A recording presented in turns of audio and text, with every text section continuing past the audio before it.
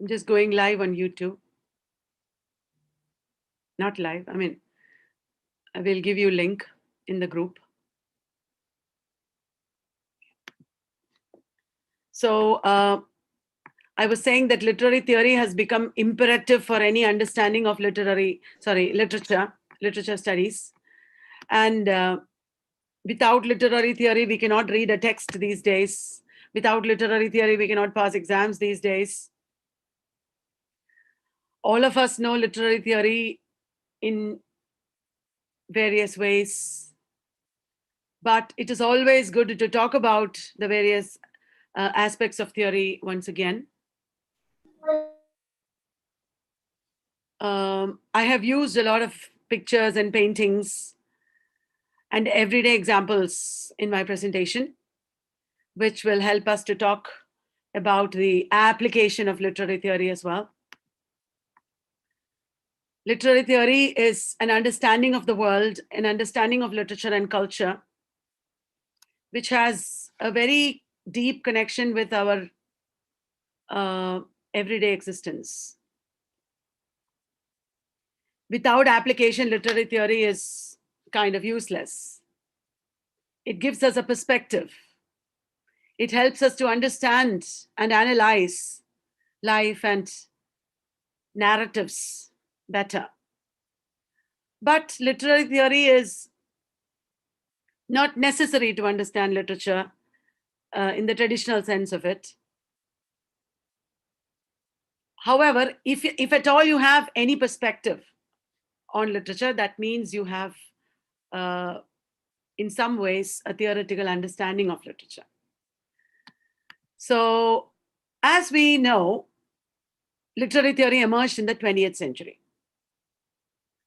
Even though ideas related to literary theory can be found in as early as Plato and Aristotle, as such, an institutionalization of theory as a discipline happened only in the 20th century. And it was the result of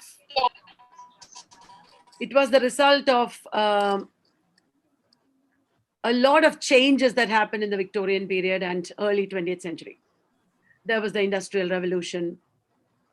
There was the coming of the two world wars. There were changes that were brought into the society by capitalism. And before this emergence of literary theory, we had what is called humanism. All the 16th, 17th, 18th, 19th century approaches to literature and culture can be broadly called humanism. Humanism dates back to the period of Renaissance. In the 14th to 15th centuries, when there were the early awakenings of Renaissance, that means the fall of Constantinople happened. There was the Reformation of the Catholic Church, which led to the rise of Protestant Church. There was colonialism, geographic expansion, questioning of established ideas. All these things led to a new approach to life and culture, a new questioning, a new understanding of what it means to be human.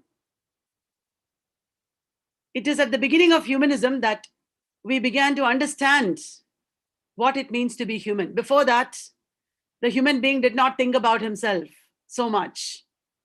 The human being or the societies depended more on religion and conceptions of God and nature. The Catholic Church gave them the idea that they are sinners and they should repent. But the celebration of the human, a pride in human emotions and experiences, started only in the Renaissance period. And that was also hand in hand with the rise of literature and criticism. Because the great pride in what is human, the belief in what is human, led to a deeper understanding of human experiences as expressed in literature.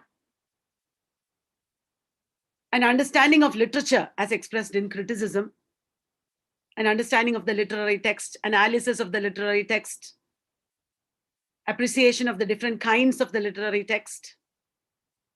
All this come under the purview of criticism. So humanism is the age in which criticism flourished. But today, at the end of 19th century onwards, from the end of the 19th century onwards, we have begun to question what is human. We have begun to nurture a disbelief in what is human.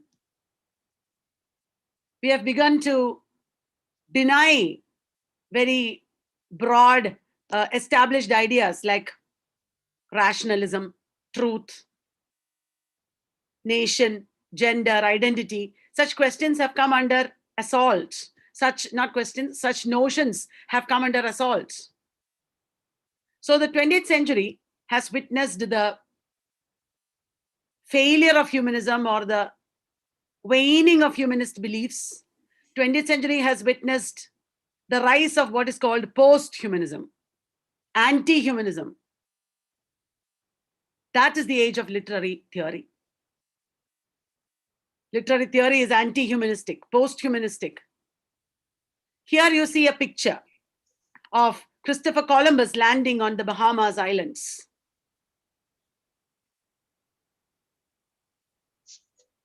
And this is a very pivotal moment in the beginning of modernity.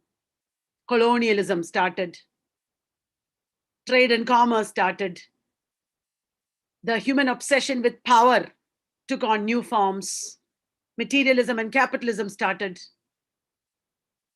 And this led to the Eurocentric worlds, the principles of which Eurocentric worlds we have progressively questioned in the age of literary theory.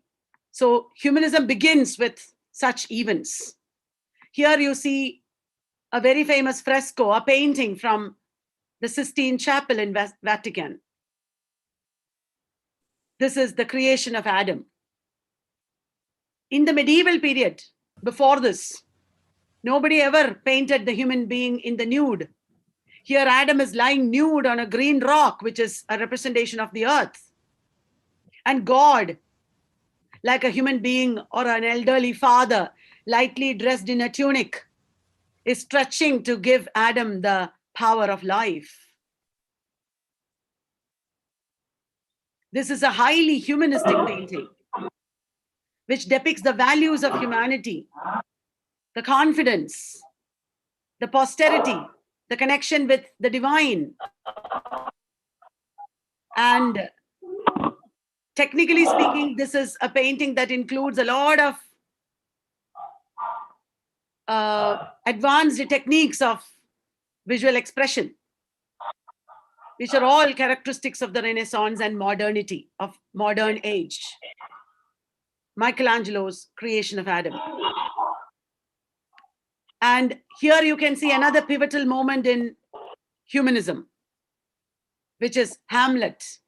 This is Laurence Olivier, the famous actor, enacting Hamlet in the graveyard scene. Hamlet is the epitome of humanism. Hamlet is the expression or the personification of all that is great in a human being, as expressed in literature. Shakespeare, Elizabethan period, these are all symptomatic of, metaphoric of the coming of humanism in the beginning of modernity, which is what is questioned or rejected in the 20th century with the advent of literary theory. What you see here is a depiction of the great chain of being. In the period of Renaissance, in the 16th and 17th centuries, the Westerners believed that everything in this universe was arranged in a hierarchical order. God at the top, angels below that, men, the white men, the black men, animals, plants, minerals, everything arranged in a hierarchical order, the great chain of being. Alexander Pope's famous poem, Essay on Man, is an expression of this humanistic idea. And Rousseau famously said, man is born free and everywhere he is in chains. Man is born free and everywhere he is in chains. It is a statement that shows a very deep understanding of the human situation. It is an expression of the desire for liberty. That desire which led to the American Revolution, the French Revolution, to the Industrial Revolution, to the coming of the great achievements of modernity, as Walt Whitman has talked about in the poem, A Passage to India. The greatness of the human being and the values of humanity that has inspired literature in this period of humanism, all that is expressed in all these examples that I have shown you today. And 20th century literary theory is kind of against the values of humanism. 20th century literary theory breaks with the tradition of humanism. To remind you of the break, I have broken the word itself. It breaks with the tradition of humanism that began with the Renaissance. Renaissance and humanism go hand in hand, and this is the age of criticism. Rejection of humanism or anti-humanism led to the age of literary theory. There were many changes in the post-industrialization era. After industrialization happened in the Victorian period, there were many changes that led to the linguistic turn and the interpretive turn. In the 20th century, literary theory came into being as a result of the linguistic turn and a result of the interpretive turn. What is the linguistic turn? The understanding that language is not just a faithful reflection of the world. Before the literary theory, it was understood that language is a faithful reflection of the world. The world exists, and language, like a mirror, reflects the world. There are things, there is a world of things, there is a world of truth, there is a world of reality. This is what people believed in the age of humanism. But in the age of literary theory, we believe that there are no truths, there are no facts, there are only interpretations. There is no reality. It is a construct of language. Reality is constructed by language. Reality is not a fact, but an interpretation. That is the understanding of literary theory in the post-industrialized world. After industrialization, our conceptions, human beings' conceptions of what is truth, what is reality, what is identity, what is society, what is a human being, everything changed. Because industrialization brought materialism, brought bourgeois values like utilitarianism. And industrialization led to the dehumanization of human beings. Industrialization led to a world that is similar to the wasteland, where no values exist, no relationships exist. Human beings are like commodities. They have no meaning. They are just thrown out of factories when they get injured by the machines. The machines took over. In such a world where humanity has broken down, human relationships have broken down, where truth and meaning and reality has broken down, everything is dominated by language. Language constructs.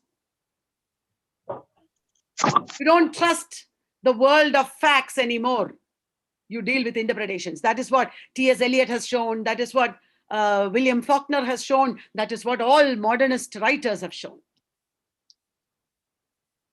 And it is this disconcertment, this trauma of having lost the world of reality and truth, the trauma of having lost meanings and relationships and values, that feeling of loss, that feeling of emptiness, That is what led to literary theory, a new understanding of life and society and culture and power, to show how human beings have lost their value. In the age of literary theory, there are at least two major moments. One is structuralism, the coming of structuralism as a movement in the 1950s, which originated from the theories of Ferdinand de Saussure. Structuralism as a theory is indebted to the linguistic theories of Ferdinand de Saussure. The second moment is post-structuralism. And post-structuralism is indebted to the philosophical theories of Friedrich Nietzsche. So Saussure marks the linguistic turn, and post-structuralism, Nietzsche, marks the interpretive turn. It was Nietzsche who said, there are no facts, only interpretations. So with this, literary theory went into full swing. Saussure and Nietzsche started the linguistic turn and the interpretive turn, or whatever has been called so later on. And that began literary theory.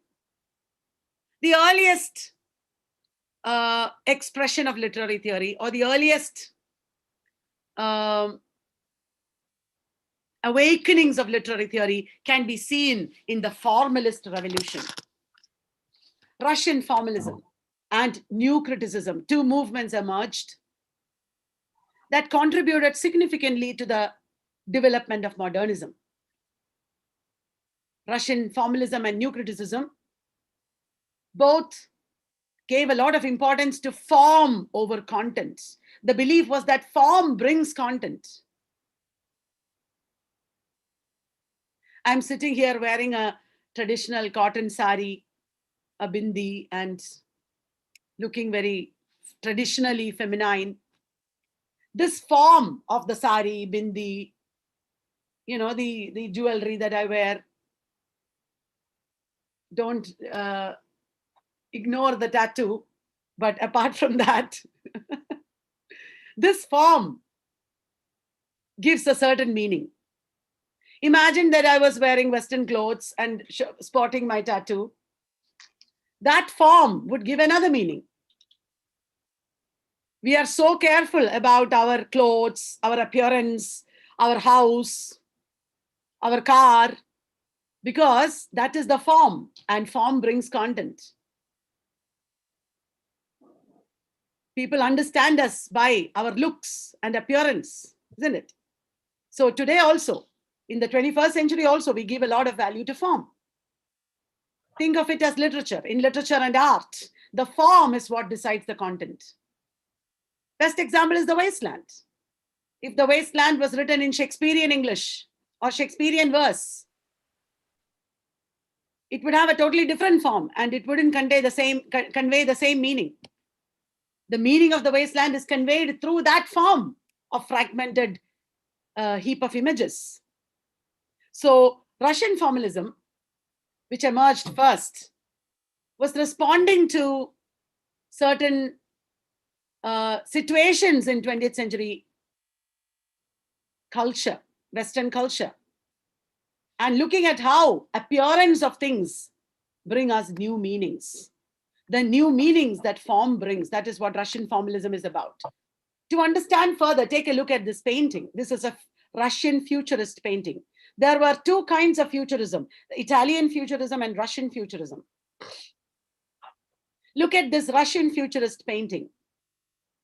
Look at, this is The Cyclist by Natalia Goncharova. Look at another futurist painting, Mikhail Larionov's Bull's Head.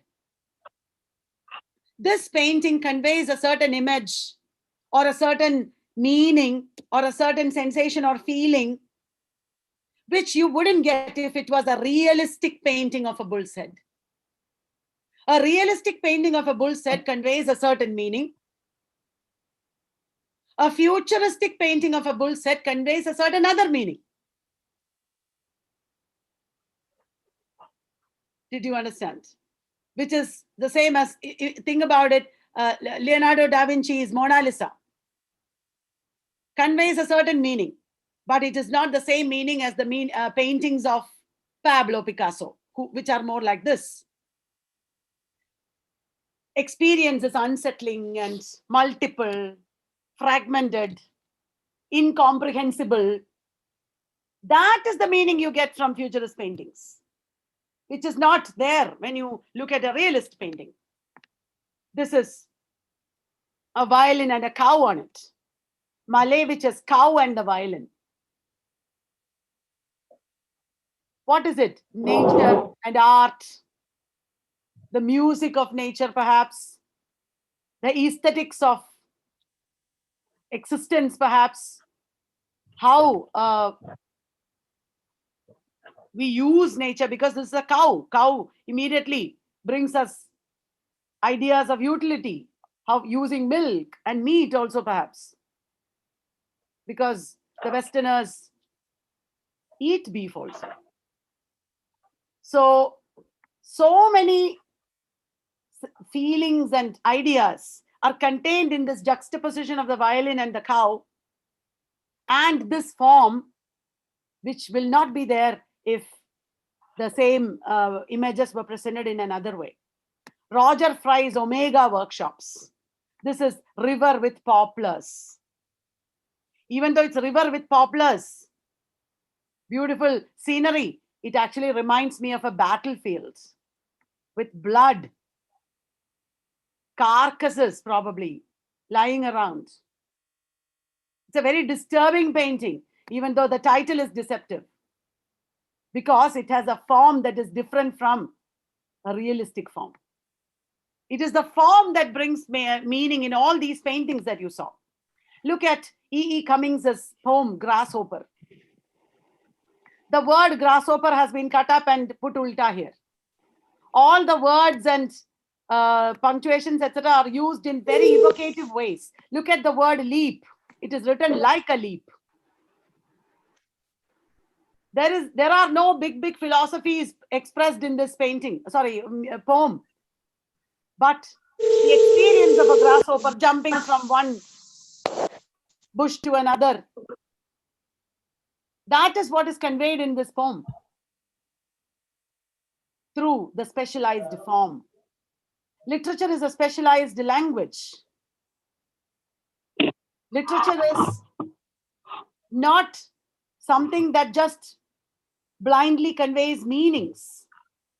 Literature is something that conveys an experience through its form. If meanings were all that mattered, why would a bride dress up in silk saris and jewelry for her wedding? She can just hold a placard saying, I am a very pretty, feminine woman. You know, I am a very pretty, innocent, pure, feminine woman. A placard she can hold if the meaning is all that mattered, because everybody will get the meaning from the placard. But she would dress up beautifully because it is the form that matters to us. Now look at this bride. That is why I gave the example of the bride. This bride is nothing but form. We don't know who she is. Probably she is a very shrewish, quarrelsome girl. We don't know. But she looks very submissive and feminine and innocent and beautiful because of the form. Form subsumes content. That is a very important idea in Russian formalism. Form subsumes content means form brings content. Form contains content. Through language that is extraordinary or specialized, language that is far removed from ordinary language. Russian formalists show that form can bring content. This specialized language of literature is what gives literature the quality of literariness. Literariness is what distinguishes literature or literary language from ordinary language, like in The Wastelands, like in E. Cummings's poetry. So It is actually a Hegelian idea that form is what brings content. Traditionally, there was a dichotomy between form and content. Form and content were seen as two different things. But here, form and content are the same. Form brings content means form contains content. It is the same. Content can appear, content can come to you only through the medium of form. That is the meaning of form subsumes content. And in order to present content through form, poets of the modernist period used devices. That is the word they used. Devices, poetic devices, like ambiguity or paradox, or figures of speech, metaphor. And this kind of specialized form gave literature literariness. Any ordinary language can be transformed into literary language. In ordinary use, this is a urinal. But when it becomes a ready-made art form, Marcel Duchamp exhibited this urinal as a ready-made sculpture. When it becomes a ready-made art form, it is becoming literary. It is becoming like a literary language where it conveys other meanings. When you see this exhibit in an exhibition, in an art exhibition, you understand that this exhibit is about the debasement of art, how art has been debased in this bourgeois society, how artists have no value.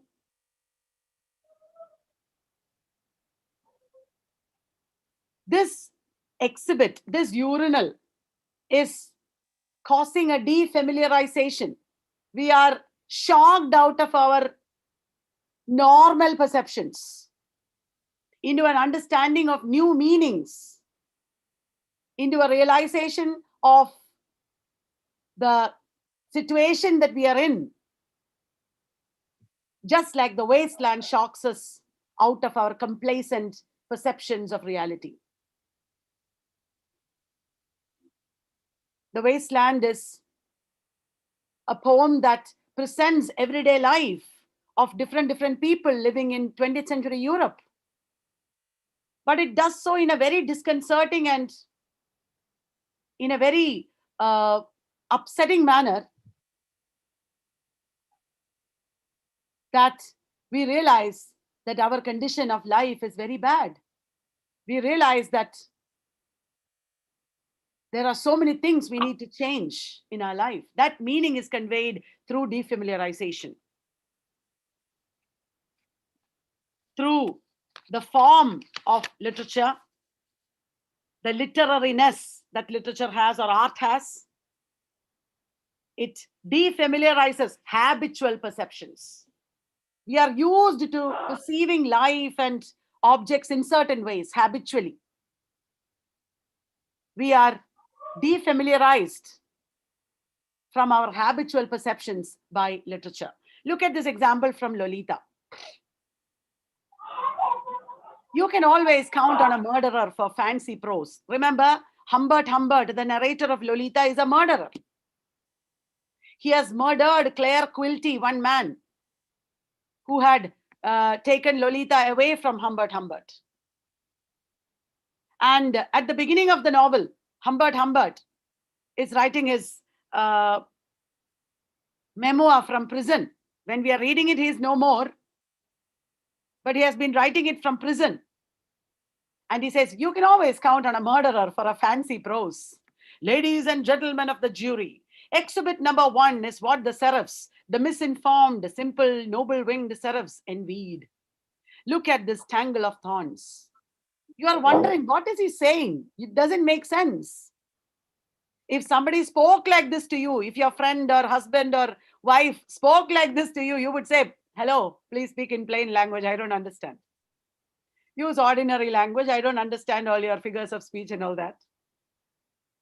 In plain language, all he wants to say is that he's introducing a beautiful young girl who, however, has done some sinful things. Instead of saying it in this beautiful, simple language, he is using it in this, telling it in this defamiliarized language,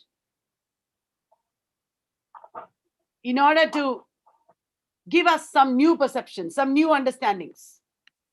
Look at Kamau Brathwaite's poem Stone. Here, Mickey Smith, one man, is being stoned to death. He's running away from people who are throwing stones at him.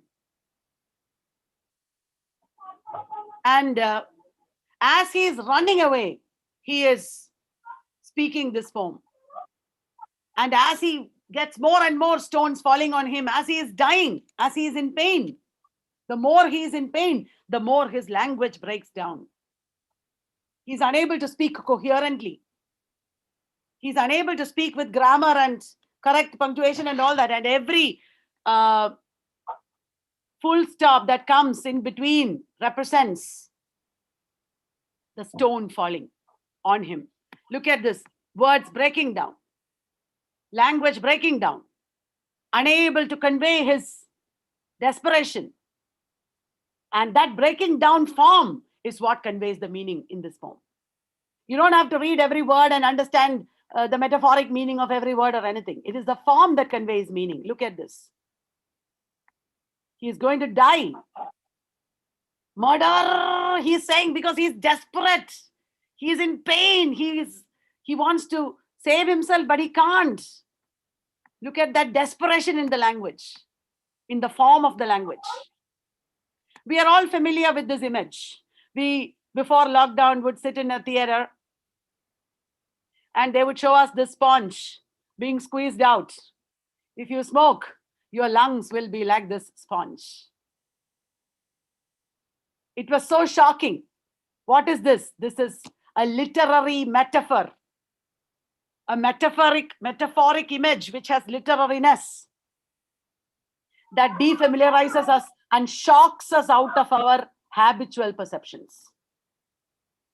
When people, before this advertisement came, smoking means, this is the image that especially men would feel like. Smoking, smoke, feeling good, nicotine. That habitual perception with perpetual, relentless, unending bombardments of our psyche with this image, the government probably successfully instilled it into our mind that your habitual perception of cigarette, this is wrong.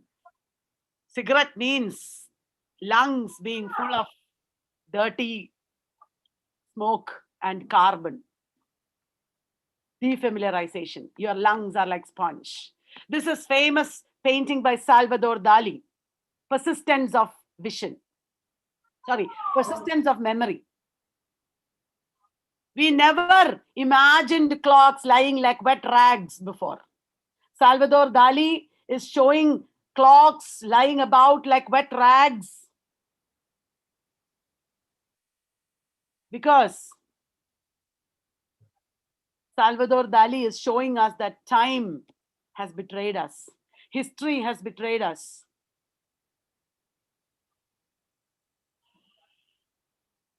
We have been cheated. Imagine the people living in the period of the First World War and the Second World War. Everything they believed in, they had hope for, everything got lost. The entire Europe became a wasteland because of war. And what are they fighting for? They don't know. Ordinary people are desperate. They are cheated. That feeling of desperation and anger and indignation at being cheated, that feeling of futility, meaninglessness,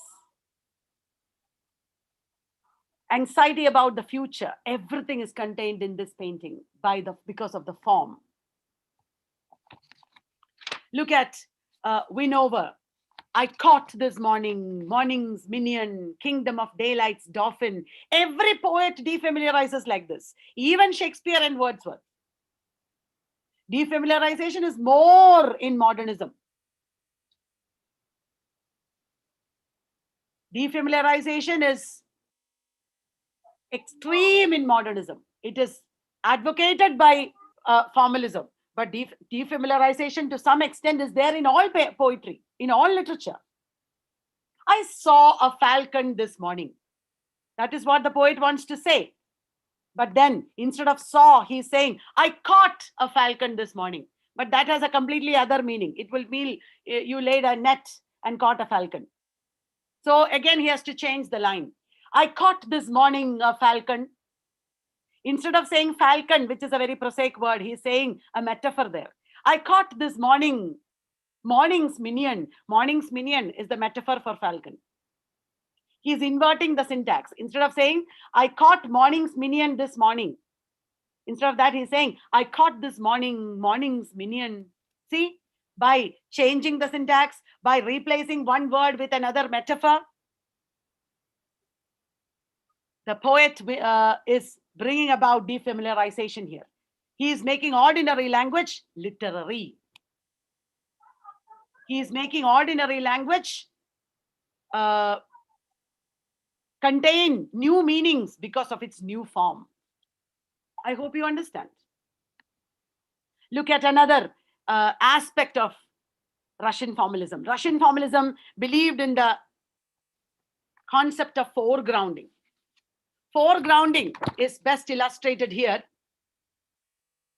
Foregrounding was an idea that was propounded by Jan Mukharovsky. You might have heard of Jan Mukharovsky, Jan Mukharovsky, Mukharovsky.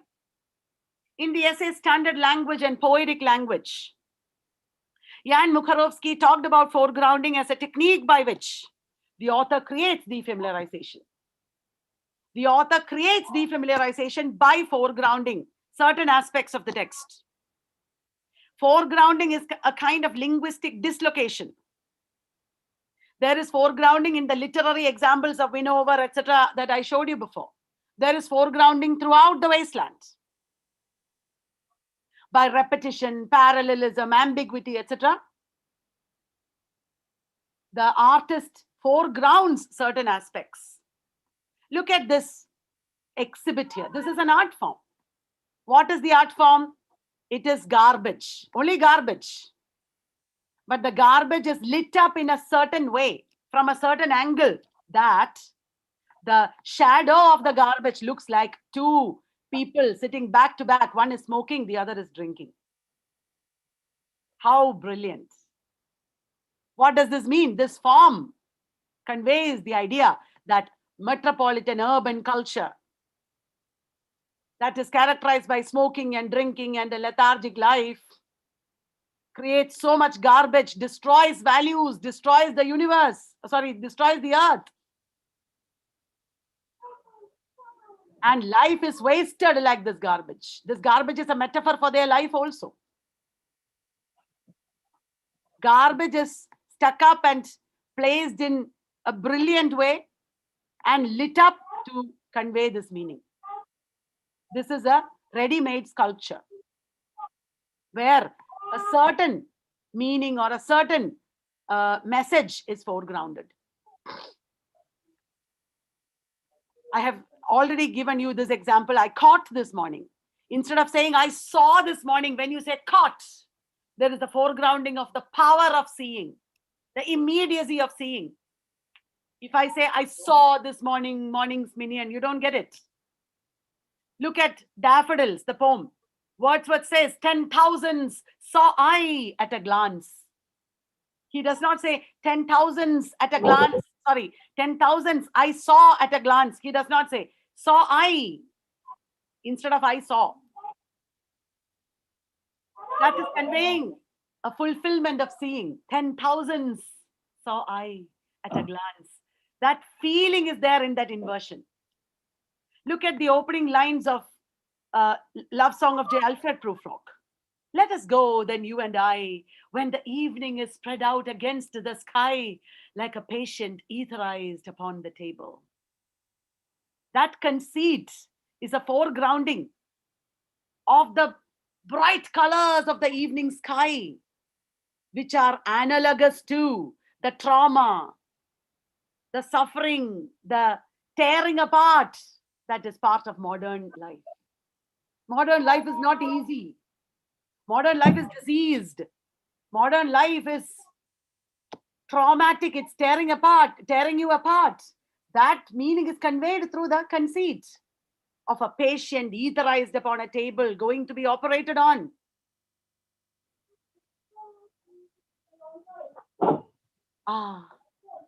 Says John Keats in Ode on a Grecian Urn. Happy, happy bows. That repetition of the word happy. One time when you say happy, you get the meaning, okay, happy. Second time he repeats it. Oh, happy, happy bows.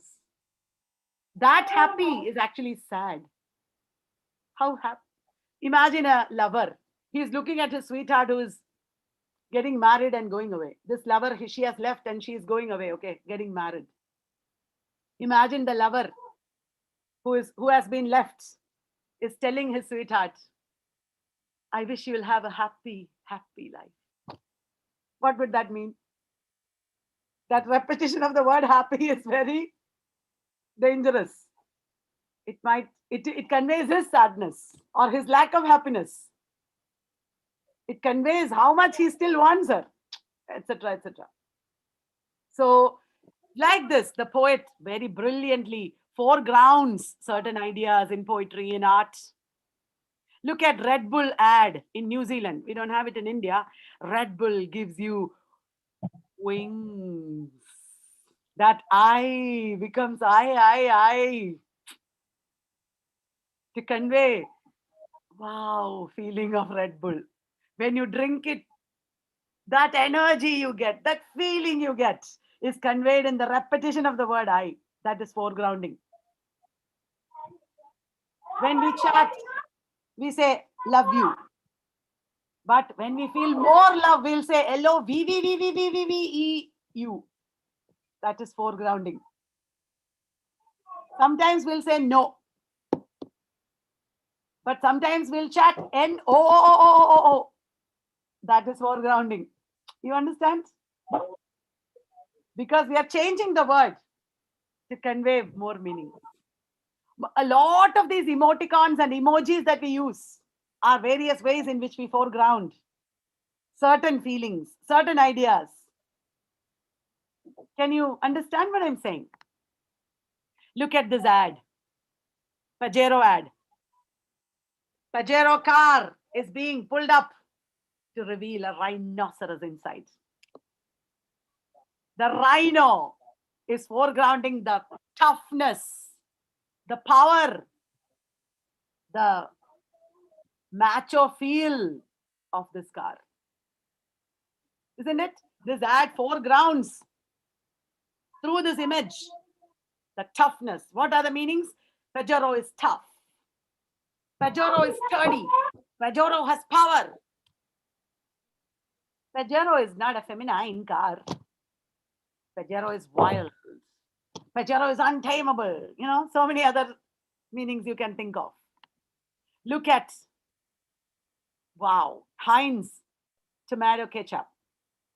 Tomato cut up in the form of, and slices placed in the form of a bottle. What does this foreground? There is no bottle. There is only tomato. There is only tomato, nothing else. You can feel the sensuous taste of tomato in this image. There is a foregrounding of the intense taste of tomato. There is a foregrounding of purity. There is a foregrounding of the fluid texture. Cut tomatoes. You understand? These are so powerful images because of foregrounding. Smoking kills. You see a man's hand with a cigarette and the shadow is a gun. It kills you. A cigarette is a weapon to kill yourself with. That is a foregrounding of the killer instinct of cigarette, or the dangerous aspect of cigarette smoking. In Midnight's Children, to take a literary example, Salim's running nose, always perpetually running nose, is a symbol of the constant problems that India faces. Adam Aziz's constipation is like inability to do things. Hit the spittoon game is an absurd, is a symbol of, is a foregrounding of the absurdity of love and the human condition. Literature employs foregrounding through metaphors, through technical devices like repetition, parallelism, paradox, ambiguity, so on and so forth. Now,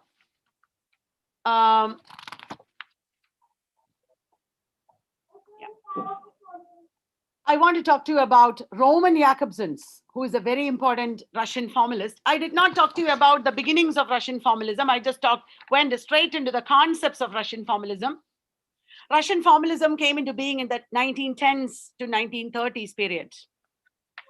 The Russian formalists were against the communists of Russia at that time, the Bolsheviks. So eventually Russian formalism and Moscow linguistic circle people, they had to leave Russia. There were two associations in Russia, Moscow Linguistic Circle and the Opoyas. They had to leave Russia and they had to go to Czechoslovakia, to Prague. And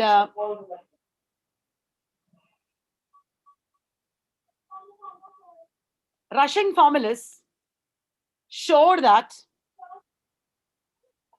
literature is a language. And language is everything in this world. Everything is conveyed through language. Language creates our reality. They studied literature as a language. And they rejected age-old humanistic perceptions of society and the human being. And they looked at how the form of language conveys meanings. Roman Jakobson, who was a very important figure, talked about the two poles of language as in terms of the two figures of speech, metaphor and metonymy. An example for metaphor is all the world is a stage. Instead of the world, you are saying a stage. That is a metaphor. Instead of one word, you are replacing that word with another word. That is interchangeable. Instead of face, you can say moon. My moon, says Andrea del Sarto to Lucrezia. To your beloved, you can say my what? My rose, my lotus flower, my sunlight. These are all metaphors, where instead of the person, you are using other words. You can also create your own poetry by saying, all the world is a playground. All the world is a book. All the world is a mountain or car. Anything you can say. Shakespeare chose to say stage. Now, what is metonymy? Crown took the decision.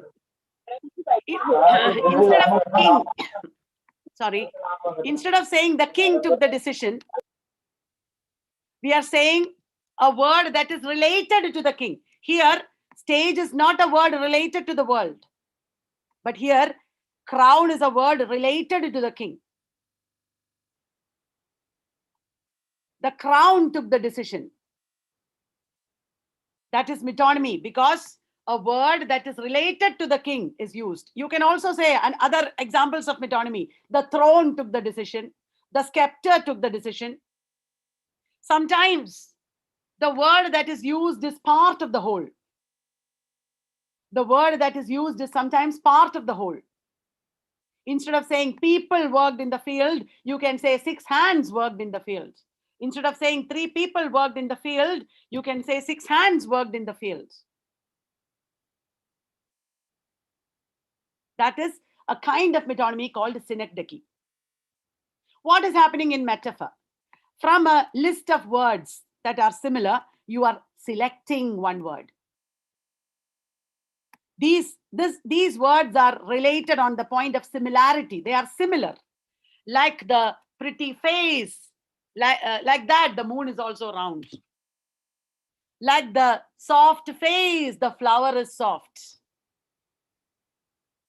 Like the radiant face, sunlight is radiant. So similarity is the principle of metaphor. Whereas in metonymy, there is combination. King is an idea, crown is a related idea. These two are different slightly, and the two ideas are combined here. Instead of Kalyani, you can say tattoo in some metonymic way. Or you can say bindi, or whatever is related to me. Instead of Kalyani, you can say Kerala, because I'm from Kerala. For example, in some context, it is possible. I'm going to Kerala might mean I'm going to study in Kalyani Valat's Institute in some context, right? Yesterday, my friend Setu Lakshmi told me, I want to see your tattoo, I'm coming. That means I want to see you, I'm coming. It is me, she is saying.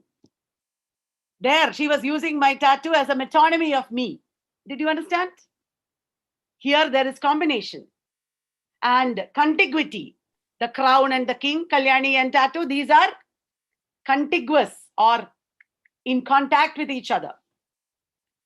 Metaphoric use of language is used in poetry. Metonymic use of language is used in prose. Roman Jakobson pointed out that any language works in a metaphoric manner or metonymic manner.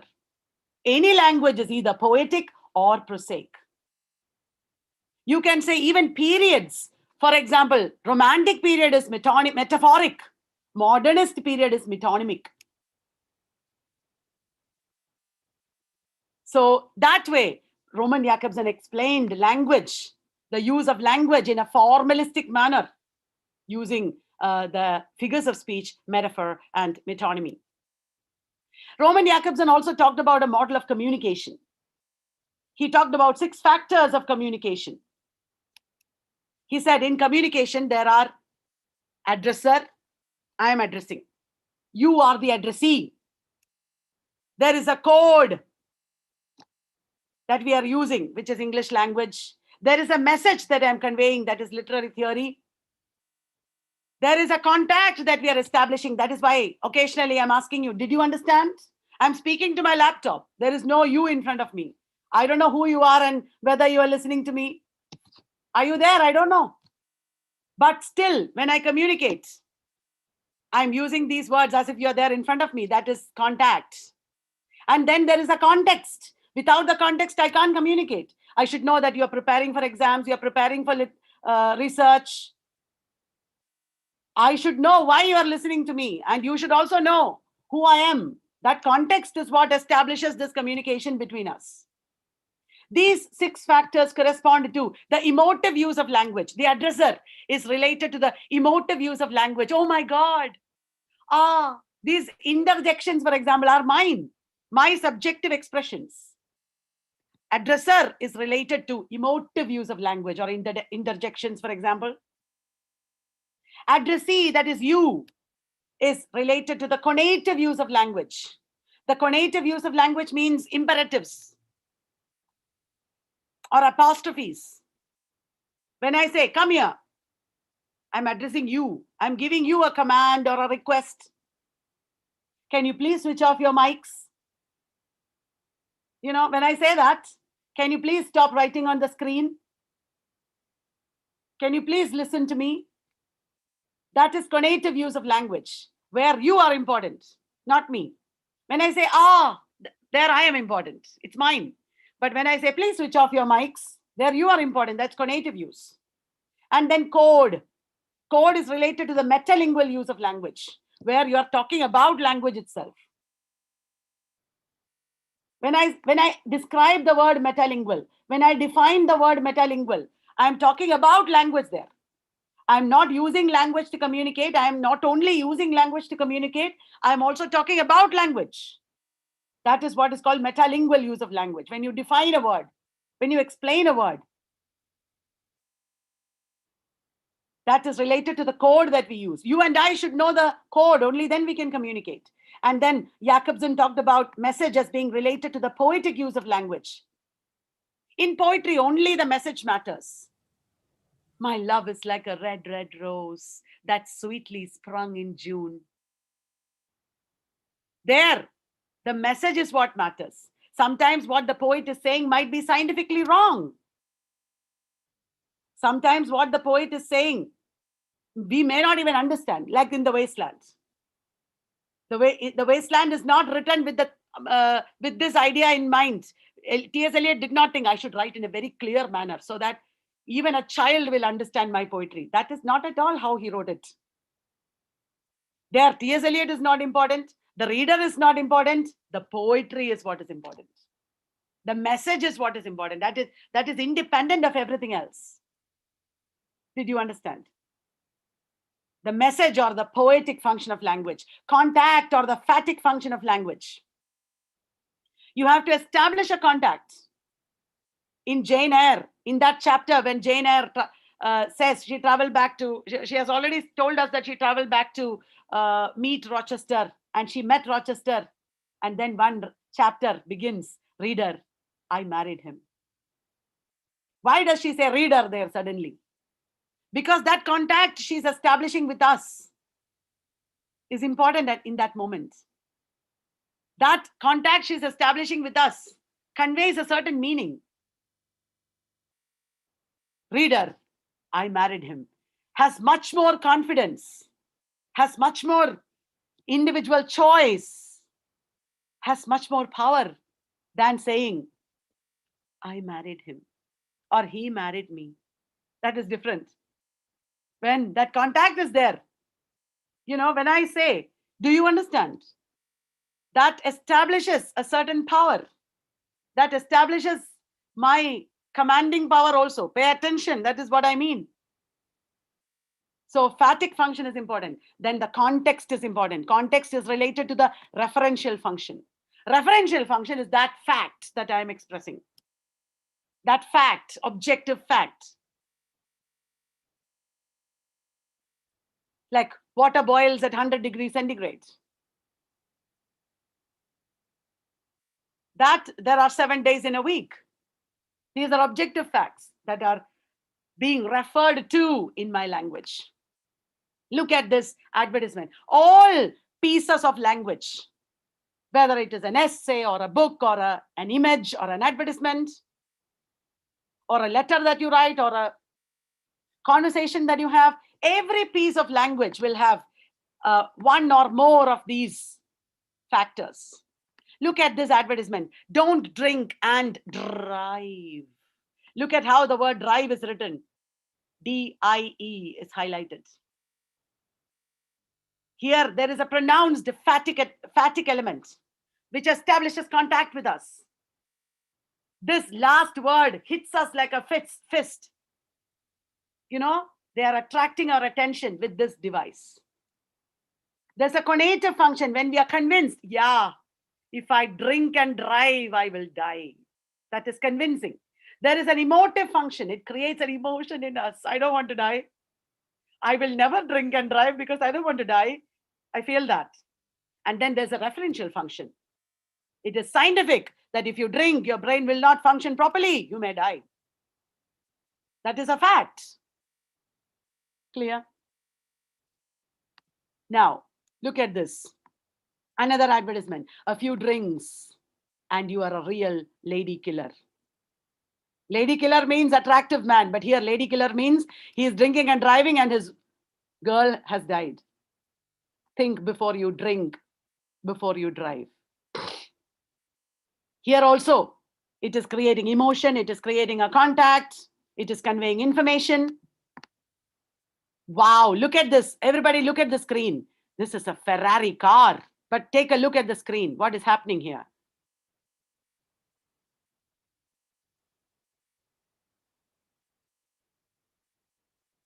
The Ferrari car is becoming a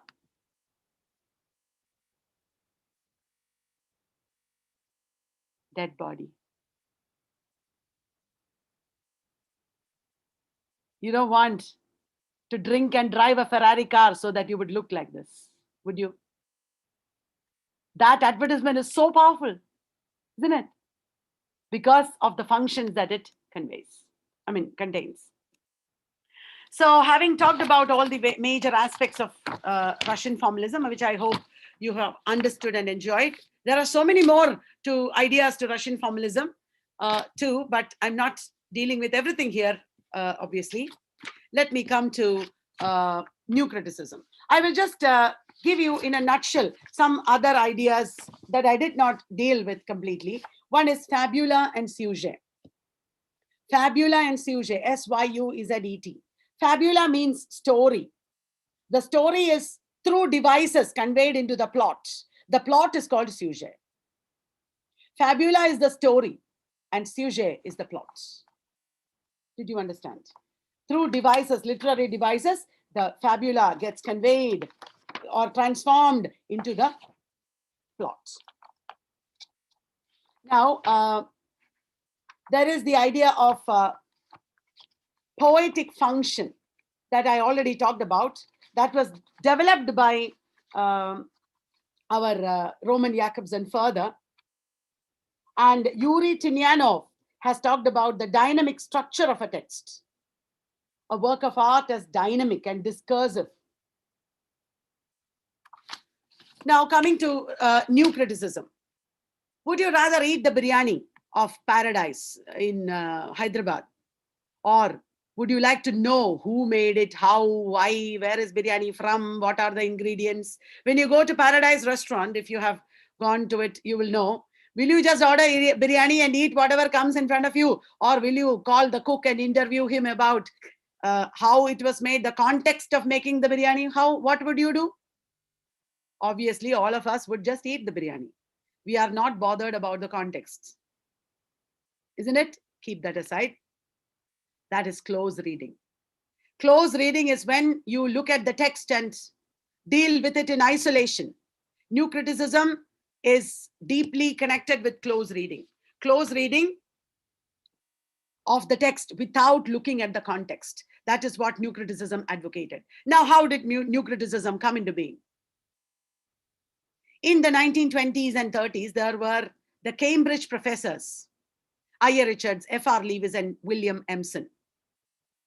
They were practical critics. They did practical criticism with poetry. They studied poetry. They gave their students unseen poetic passages like I.A. Richards did. And they looked at the poems in close isolation, just looking at the poetic devices without knowing the context. And they believed that it is the formal devices that bring meaning to the text. This approach of the practical critics later inspired the American critics like John Crow Ransom, Alan Tate, Robert Penn Warren, William K. Wimsatt, etc. From John Crow Ransom's book, published in 1941, called The New Criticism, emerged a school called the New Criticism. The New Critics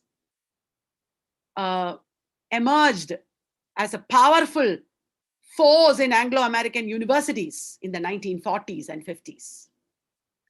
And they were contemporary to the structuralists. The New Critics did close reading, as I told you. Look at two poetic passages here. Look at two pieces of writing here. One is science, and this is poetry. These are the two functions of language. What are the two meanings of language? Language can have two meanings or two functions, the scientific and the emotive. Poetry does not deal with facts like science does. Poetry deals with emotions and feelings and imagination, which is completely different from science. Our I.A. Richards talked about the two kinds of the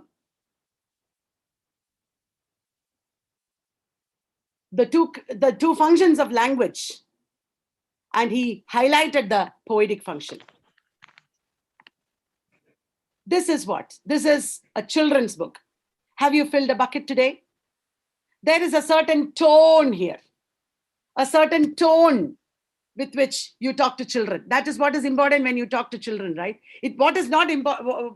What is important is not whether you give a lot of information. What is important is not whether you show your emotions. What is important is the tone in which we talk when you think of children's books. Isn't it? Here in scientific literature, what is important is sense. Here, what is important is feeling. Here, what is important is tone. And when Donald Trump tweets, what is important is not sense or feeling or tone, but intention. So altogether, there are 4 kinds of meaning, according to I.A. Richards. Sense, feeling, tone, and intention. These are the 4 kinds of meaning. There are 2 uses of language, scientific and emotive, and language will contain 1 or more of the 4 kinds of meaning. All language will contain all 4 perhaps, but one will be foregrounded. In political speeches, intention. In poetry, feeling. In children's literature, tone. And in scientific treatises, sense. These are the 4 kinds of meaning. Sense, feeling, tone, and intention. Sense is in science, feeling is in poetry, tone is in children's literature, intention is in political speeches. Look at Machiavelli's The Prince. Why did Machiavelli write The Prince? It is a political treatise. His intention was to please the Medici prince. He wanted the Medici prince to be happy with him. So he argued in The Prince that a ruler can resort to any kind of cheating or lying. Only thing is, he should do it carefully without people coming to know about it. Machiavelli wrote The Prince with a certain intention. Now, the new critics believed that it is fallacious or wrong to judge a book based on the intentions of the author. We should not really care about the intentions of the author. It is fallacious or wrong to read a book based on the intentions of the author. What matters is the close reading of the book. William K. Wimsatt and Monroe C. Beardsley presented this idea in their essay, The Intentional Fallacy, which later appeared in the book, The Verbal Icon. And look at another book, The Sorrows of Young Werther. Goethe himself did not appreciate this book actually, but the readers went crazy over it. People even tried to commit suicide after reading this book, which is a book of frustrated love, which is a book about frustrated love. How the people reacted to the book is not important to the critic. The critic should not read the book based on how it affects the reader. The critic should read the book based on what the book is. The critic should read the book based on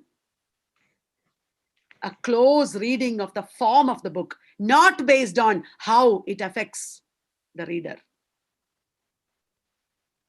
That is called affective fallacy. Affective fallacy means it is wrong, it is fallacious to read a book based on how it affects the reader.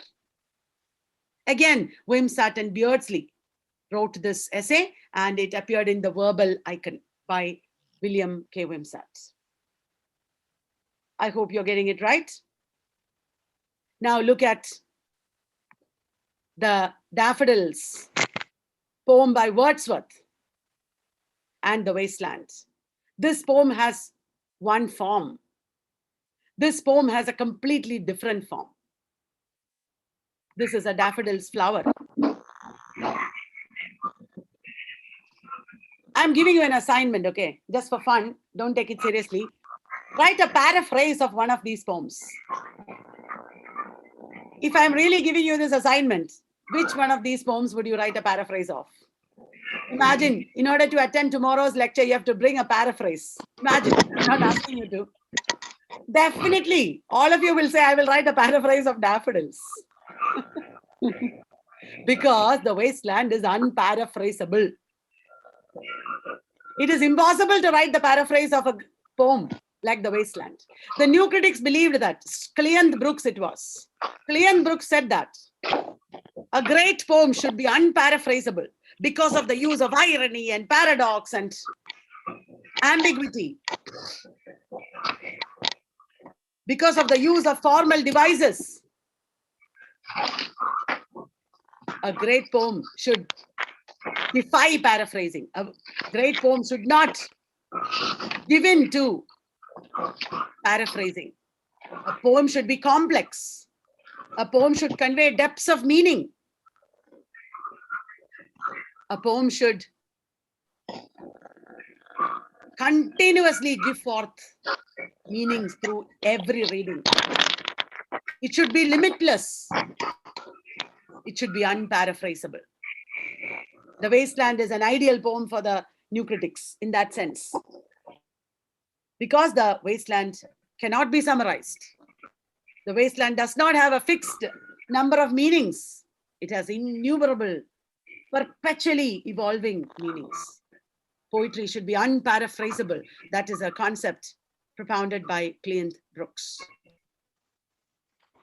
The new critics also believed in the concept of the Western canon.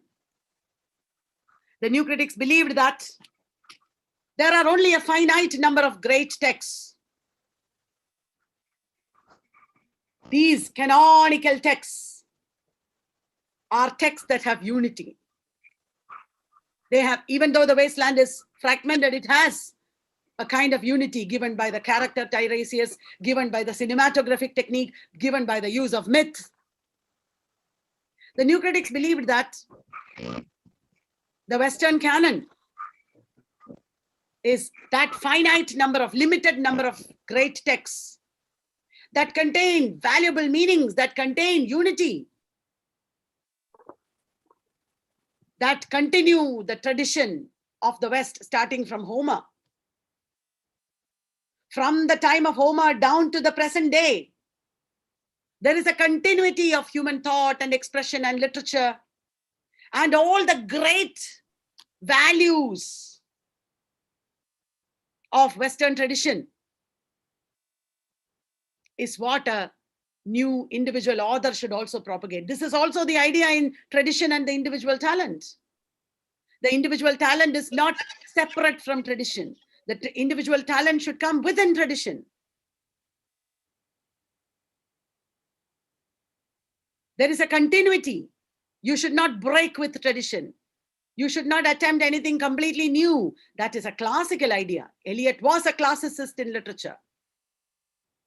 Eliot was a new critic. New critics believed in tradition and canon.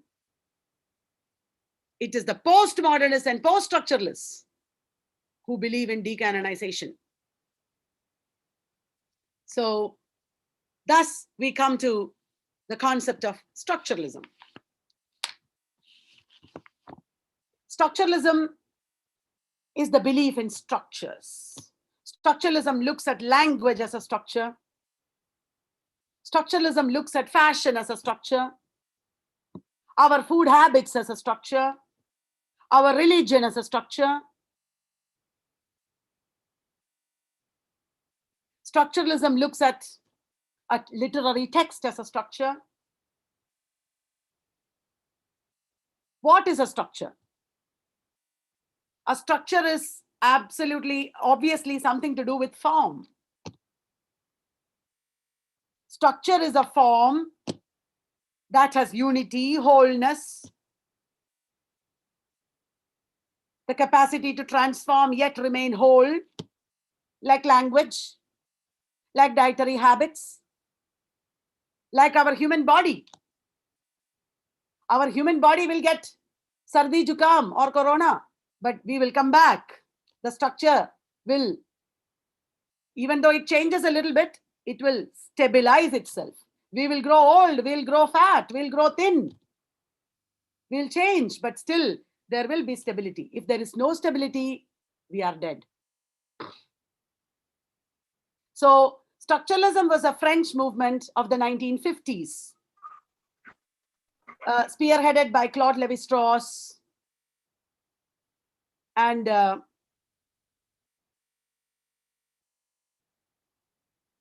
Roland Barthes. Claude Lévi-Strauss talked about myths.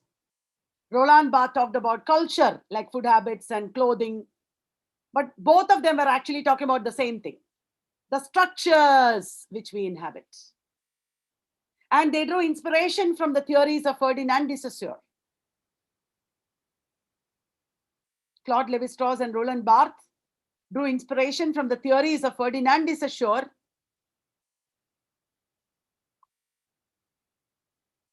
who talked about language as a structure.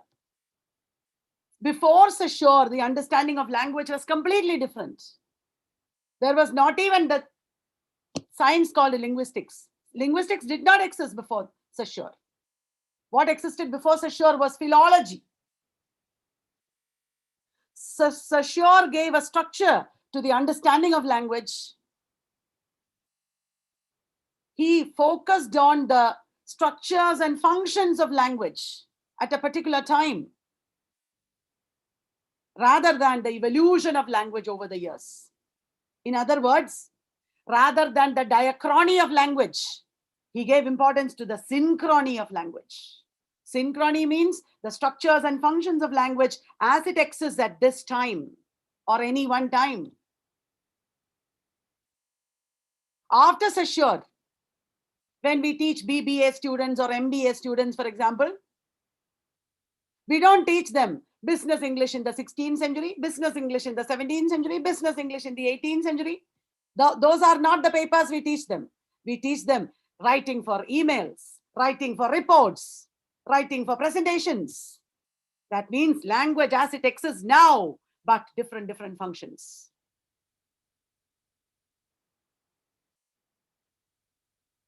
Saussure completely changed the conception of language because he studied language like a science. He studied the science of signs, S-I-G-N-S. He studied S-I-G-N-S like a science. And that is called semiology. He understood that language contains signs. Every word is a sign. When I speak, I am moving my hands. Did you understand? I'm shaking my arm, my hand, like my palm like this, my finger like this. You are nodding like this. If you don't understand, you will shrug. If I am boring, you will sleep. These are all signs. These are all different signs that convey different meanings. But these signs, like the words, do not have permanent meanings. These signs can be interpreted in various ways. For example, 50 years ago, if a child nodded off in the classroom, like this, slept in the classroom, the teacher would have scolded and beaten the child probably.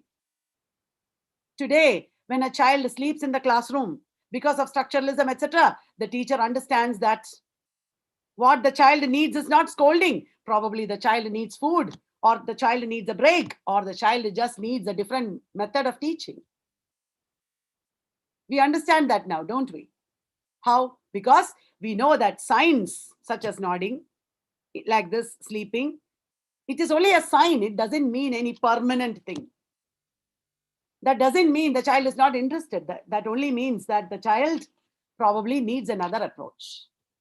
See how structuralism has made us better teachers, better mothers, better fathers, better human beings. Today, because of structuralism, you should understand that when somebody says something hurtful to you, you don't have to feel hurt. You can just interpret it in another way. Oh, probably he's tired and hungry. That's why he is shouting at me. Solves your problem sometimes. Did you understand? Structuralism makes us better people. Now, look at this painting by Pablo Picasso. You might have seen this before, Guernica. It is about the Spanish. I am not telling you anything about it. Imagine that we are close reading. You don't know it's Pablo Picasso. You don't know it's Guernica. You don't know what it's about. You might read some meanings into the painting. I don't know what. But imagine that I'm telling you, this is by the modernist painter Pablo Picasso. He wrote this he made this painting about the Spanish Civil War, where many people and animals lost their lives, where much property got destroyed, and the whole of Spain was traumatized by the Spanish Civil War. And this painting represents Guernica village. A village is completely torn apart by the fighting. Now, when you know the context, the painting gets on a totally new meaning, isn't it? Otherwise, if without knowing it, you might have said, okay, this is a carnival. I don't know what you must have said. You might have thought, this is a carnival. People are enjoying. I don't know. That can also be the case. But when you know the context, you get a different meaning. So can you appreciate this painting without knowing the context? Well, you can, like you enjoy Paradise Biryani. But if you know the context, it might also, for example, these days in restaurants, earlier in restaurants, we never knew the context. But these days in restaurants, they have started the new practice. Some of the restaurants will give you some foods, and about it, either in the menu or in the wall, they will display some extra information. This dish was invented in the Mughal times by this person, and it evolved like this, and that history will also be there sometimes. That context will give a new meaning to the dish. Even though it is not absolutely necessary to know the context in order to enjoy the dish, it is possible to get a new meaning out of the dish if we know the context. Meaning, that new meaning is often decided by the context. Look at the parts of the human body. All these parts, the lung, the esophagus. What is this esophagus? It has no meaning except when it is here inside you.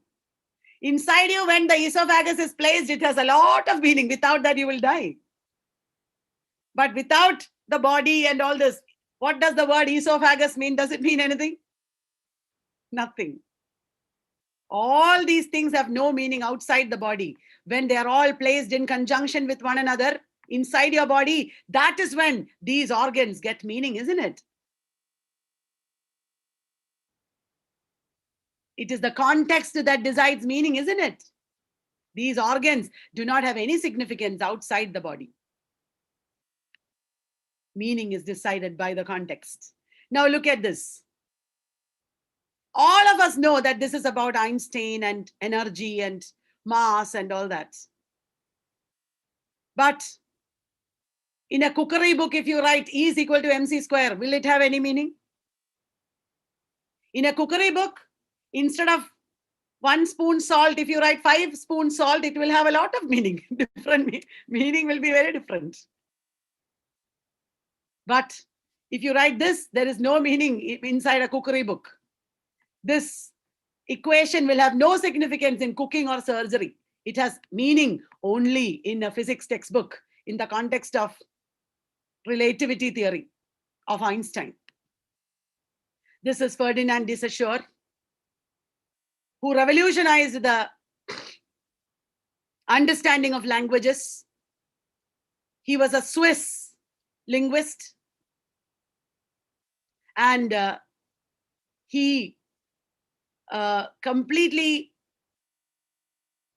changed the perceptions of languages and cultures in the age of structuralism. The lectures of Ferdinand de Saussure were published by his students as Course in General Linguistics. Only one book is there in his name. But there is also one small book like this, which is a very minor book. This is the major one book. To understand the concept of structure, let us think of a family. A family is a structure. In this family, there are 5 people: father, mother, 3 children. Imagine that this girl would grow up and get married, or this boy will grow up and get married. 1 more or 2 more members will come into the family. The structure is what has wholeness. All the people in the family, at least on certain occasions, should act as a whole, not as individuals. Every morning they can't have a different, everybody cannot have a different breakfast. They can't get up at different times and do different things. One wants to sleep at the same time, the other wants to dance. Can't be. You have to adjust. You have to work together. You have to eat together sometimes. You have to go out together sometimes. Wholeness is important for a structure to be maintained. And when a new element comes, a new member comes, there should be capacity for transformation and self-regulation. The structure should change itself, adjust itself. Like a bench or a seat of a train. 3 people are sitting on a train seat. Only 3 people can sit. But in the general compartment, 1 more person comes and sits. Then everybody's position changes a little. All of you move a little to accommodate the 4th person, isn't it? That is when the structure will stand as a structure. If you don't move, then there will be fighting. It won't be a structure. In a hostel room, 2 people are living. When a 3rd person comes, everybody has to accommodate and change and self-regulate. Otherwise, it won't remain like a structure. Look at how structure controls meaning. The word villain emerged from the Latin word villanus, which means person who works in the soil. It was a word for farmer. And that changed in Anglo-French to mean one below the rank of knight. So the idea of subordination is coming. In Old English, it became lacking chivalry and politeness. It is becoming more negative. And in modern English, it becomes malicious and evil person. Farmer, from farmer to subordinate person to impolite person to malicious person. See how the meaning of the word changed.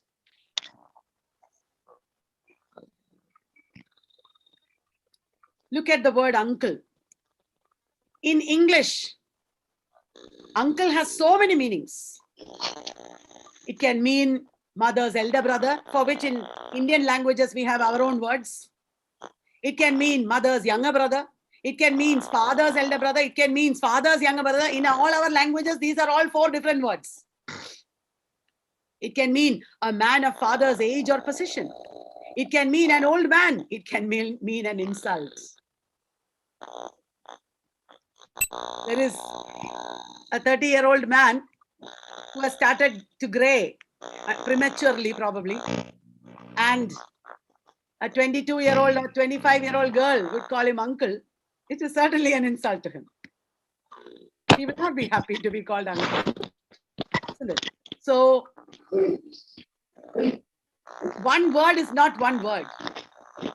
This is a signifier, but it has many signifieds. When you call one person uncle, that person might be happy or angry. Both.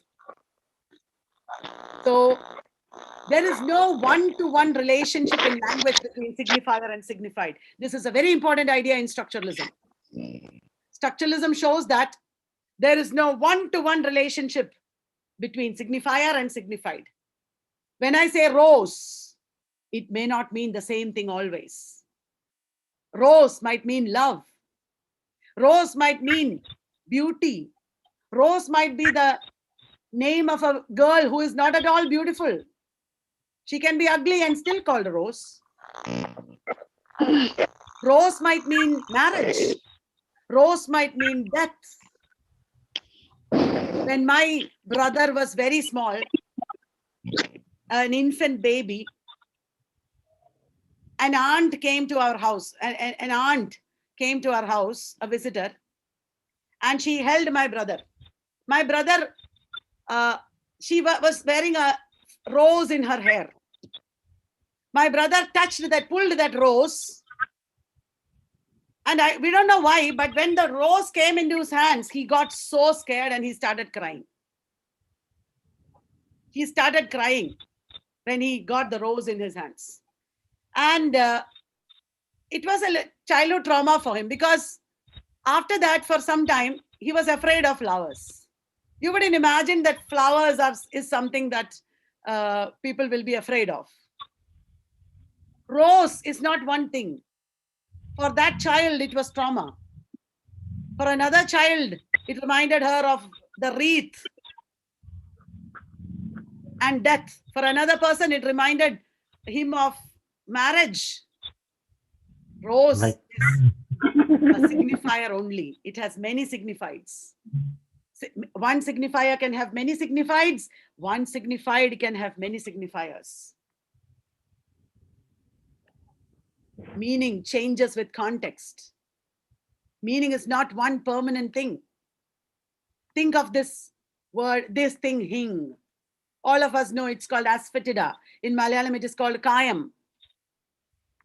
Hing. If it falls onto a paper that you are writing, it has no place there. You don't need it there.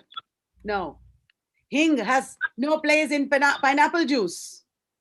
Hing has no place in, it has a very important place in sambar. Without hing, sambar wouldn't taste good. The meaning of hing lies in the context of sambar. Did you get that? The right context is sambar. Like that, think of the word tree. It has so many other words. The same signified has so many other words in other languages. Instead of tree, you can say arbor or paid or vriksham in Malayalam. And it can mean this tree. These signifiers are many. These signifiers can mean this tree or this tree. For Malayalis, this is the tree that would come to our mind, probably. Some other people will think of this tree. Some people might think of this tree, where a ghost might live. Some people will think of this tree. This is also tree. Many signifiers, many signifieds. There is no one-to-one relationship. And tree can also mean tree. It can mean life. It can mean knowledge. It can mean forest. It can mean so many things. Tree, one signifier is not just one signified. It has many signifieds. That means the relationship between signifier and signified is not one-on-one. This is the representation of the word sign in Sassurian linguistics. He represented sign like this, signifier over signified. Ceci nest pas une pipe. This is a painting by René Magritte. This means this is not a pipe. Today, I wore this sari that my student Ruxana gave me. She is dealing with Kolkata sari. She lives in Kolkata and sells them. And I loved this sari that she sent me. So I thought, okay, I'll wear it for the webinar. And I posted one picture in Facebook and Instagram wearing this sari and all that. People said, oh, you are looking beautiful, this, that. I am so ashamed because that beautiful picture I got after taking at least 150 pictures. That means what? I am not permanently one beautiful woman or anything. In all the 149 pictures, I looked terrible. This one beautiful picture was an aberration. It was an accident. When I put a beautiful picture, I should write underneath it in Facebook, this is not Kalyani. This is only an accident. You get what I mean? Some of you are girls of marriageable age. Your parents will be seeking bridegrooms for you. And when you find a suitable bridegroom, you'll have to send them your picture. You will take your picture looking very innocent and beautiful and attractive, wearing very simple, nice clothes. Please write underneath it, this is not me. Because there is another side to you that you will not see in the picture. When we are pouting and putting on that face for selfies, that innocent, beautiful face, we are trying our best to hide the real face. Isn't it? That is the meaning. This picture is only a signifier. Sesi, nest, pass, une, Kalyani. I'm going to write there in Facebook now. This is not me. I am not so attractive and beautiful and innocent and whatever that picture signifies. I am only, picture is only a signifier. It does not bring the signified. Did you understand? Signifier and signified do not have a direct connection. We attribute it. We are giving that meaning. Look at this painting. Lothar Wolle has painted René Magritte himself. This is René Magritte standing.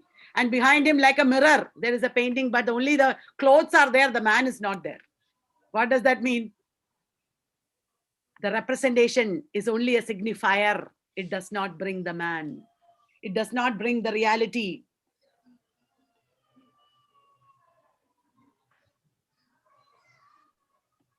René Magritte cannot be represented in painting. The painting will always remain a signifier. Does the signifier bring the signified? No. There is a wonderful thing in Kerala that I like very much called Kolkata. Imagine. Kolkata, okay? Kolkata.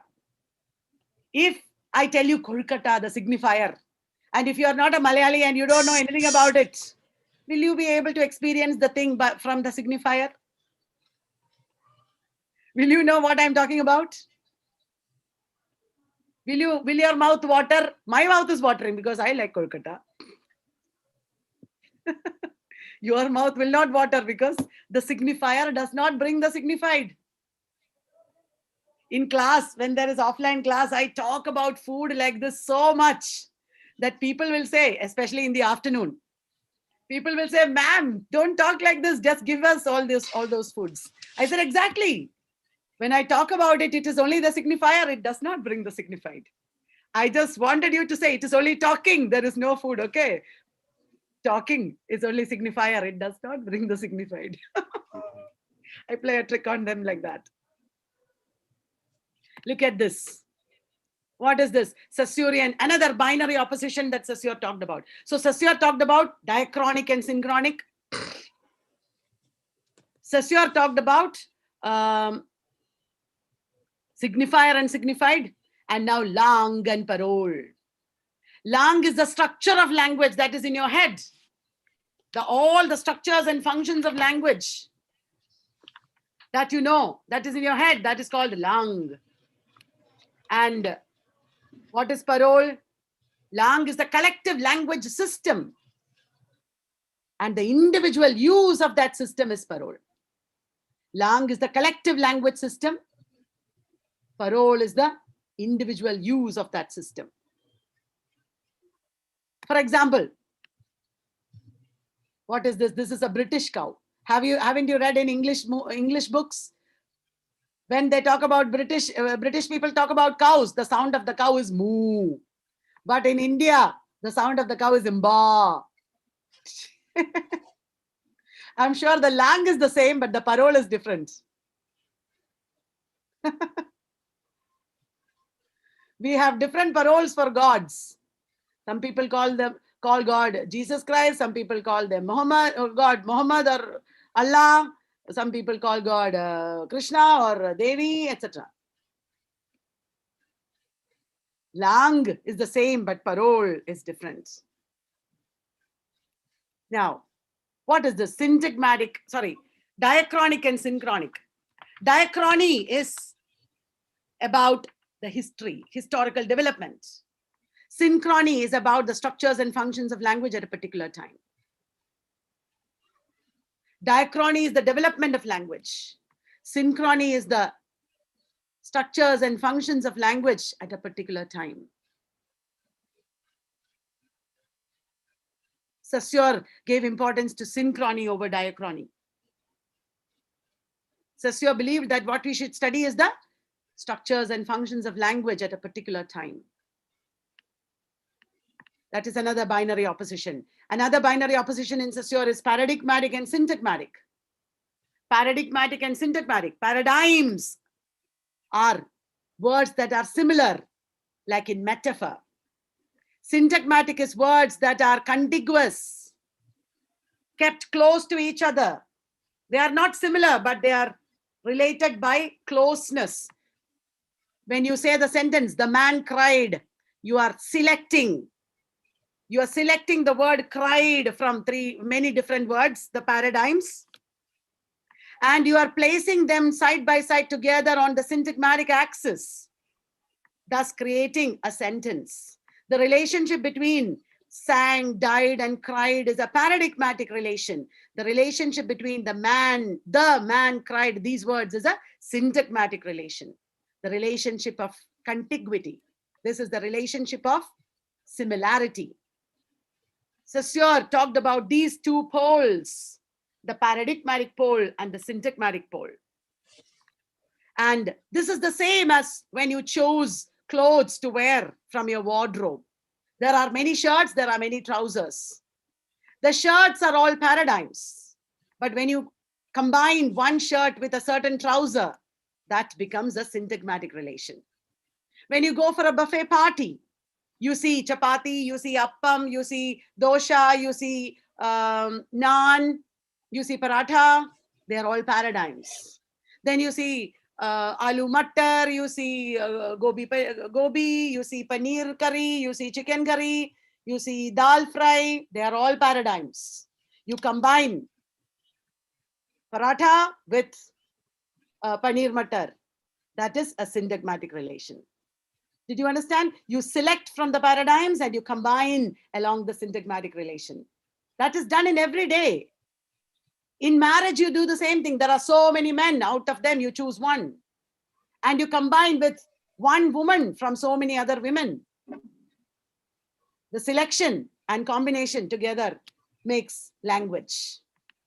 So that is another binary opposition that Saussure talked about. This is there in literary texts also. In literary texts, you have characters. And each character, these relations are there in literary texts. Each character is like a word in language, is like a unit of language. They are combined in different ways. Think of a fairy tale. In a fairy tale, there is a prince, a princess, and a stepmother. They are units. It is like a railway signal or a traffic sign. There is the red light, the green light, the yellow light, like that. These units are combined in certain ways. Always the stepmother has to oppress the princess, and the prince has to rescue the princess and marry her. It cannot be that the prince is oppressing the stepmother and stepmother is married by princess. That can't be, right? It cannot be that the princess is oppressing the prince and the prince is marrying the stepmother. That also cannot be. There are, in structure, according to structuralism, structures have units and rules. There are certain rules according to which these units function. There are certain rules according to which these units function. That is how all languages, fashion, dietary habits, literary texts, everything functions. Look at this advertisement. How does this advertisement work? I will tell you, look at me, okay? I took this advertisement to a rural college in Kerala where all the girls are well brought up and they are very modest and they don't talk about, issues of the body or sexuality or anything. They are very well behaved girls. Okay, imagine like that. I showed this advertisement to them, and this is also 15 years ago. Abika girls, I mean, girls now are not so shy or anything, but 15 years ago, they were shyer, I think, more shy. Anyway, I took this to that rural college and a suburban college. And the girls are looking at this advertisement. Wow, baby, they are so sweet. Look at that bun. And then immediately they are getting the feeling of the baby on the female breast, on the mother's breast. And they are avoiding looking at the picture. They are looking at it again. They're looking at their paper and they're writing, they're refusing to look at it. Because why? Suddenly, because at first it denoted a baby and a bun. But then it began to connote. It began to connote breastfeeding. It began to connote sex. It began to connote sexual pleasure, female body. And when you get that connoted meaning, I'm asking you now, does this baby denote a female child or a male child? In all our minds, however you deny it, I think it will be a male child. We'll feel like it is a male child. I mean, mainstream perception. You can also think anything. So mainstream perception would be, that is what mainstream is, what advertisements look at. They are not looking at the aberrations or the exceptions. McDonald's, when they put out this ad in America, what are they trying to say here? By denoting through this ad a child whose face is as soft as the bun, and the bun is also as soft as the mother's breast, and then other connoted meanings come. It not only pleasure, but also purity. Even children can eat it, and also universality. It also means like McDonald's food is like mother's milk. So good, everybody needs it. To that extreme extent, you can take this advertisement. But don't worry. Nobody ever looks at the advertisement and sits and deliberately connotes like this. All this happens in a flash second. It comes on TV, and in your subconscious mind, these messages are being processed. All advertisements work through connotation and denotation. Not only denotation, but also connotation. That is also a very important idea in structuralism. And what does that show? When meanings are not only denoted, but also connoted, there are secondary meanings. What does that mean? It means meaning is arbitrary. Meaning is unstable.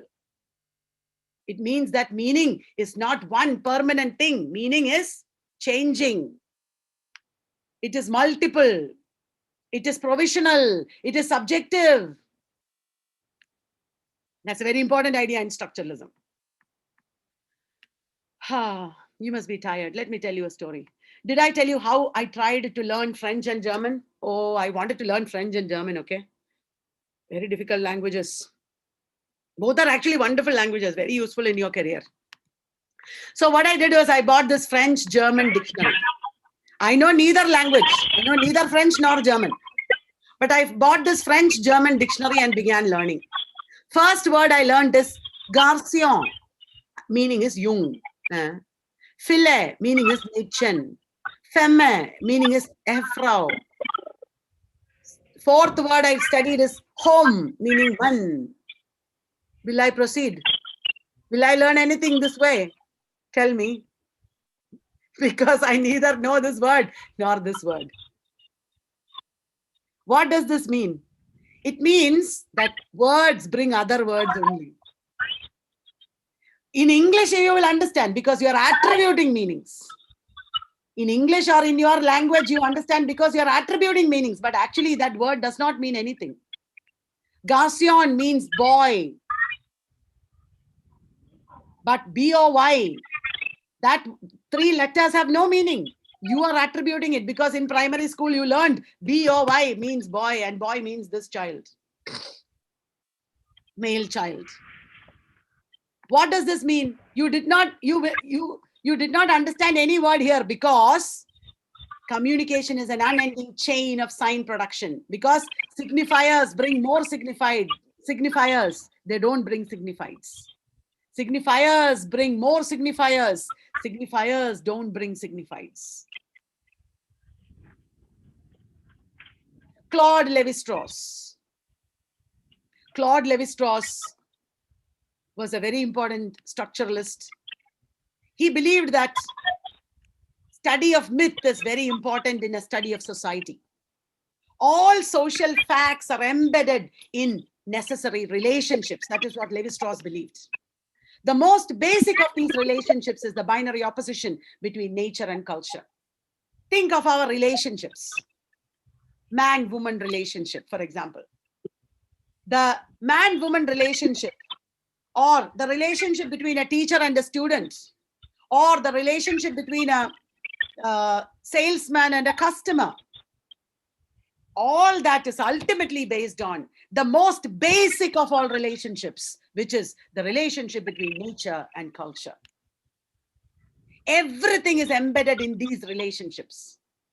For example, think of the Hindu Vedic calendar. In the West, it is called totemism. We all have panjangs at home, probably, where this girl, Kalyani Valat, is related to the animal monkey. According to my panjang, my star relates me to monkey. The bird I'm related to is the hen. And the plant that I'm related to is this.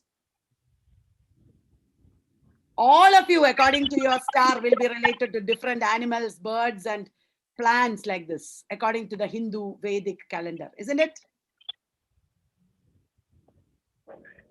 What does that mean? Even in prehistoric societies, even in pre-modern societies, they understood that nature is versus culture.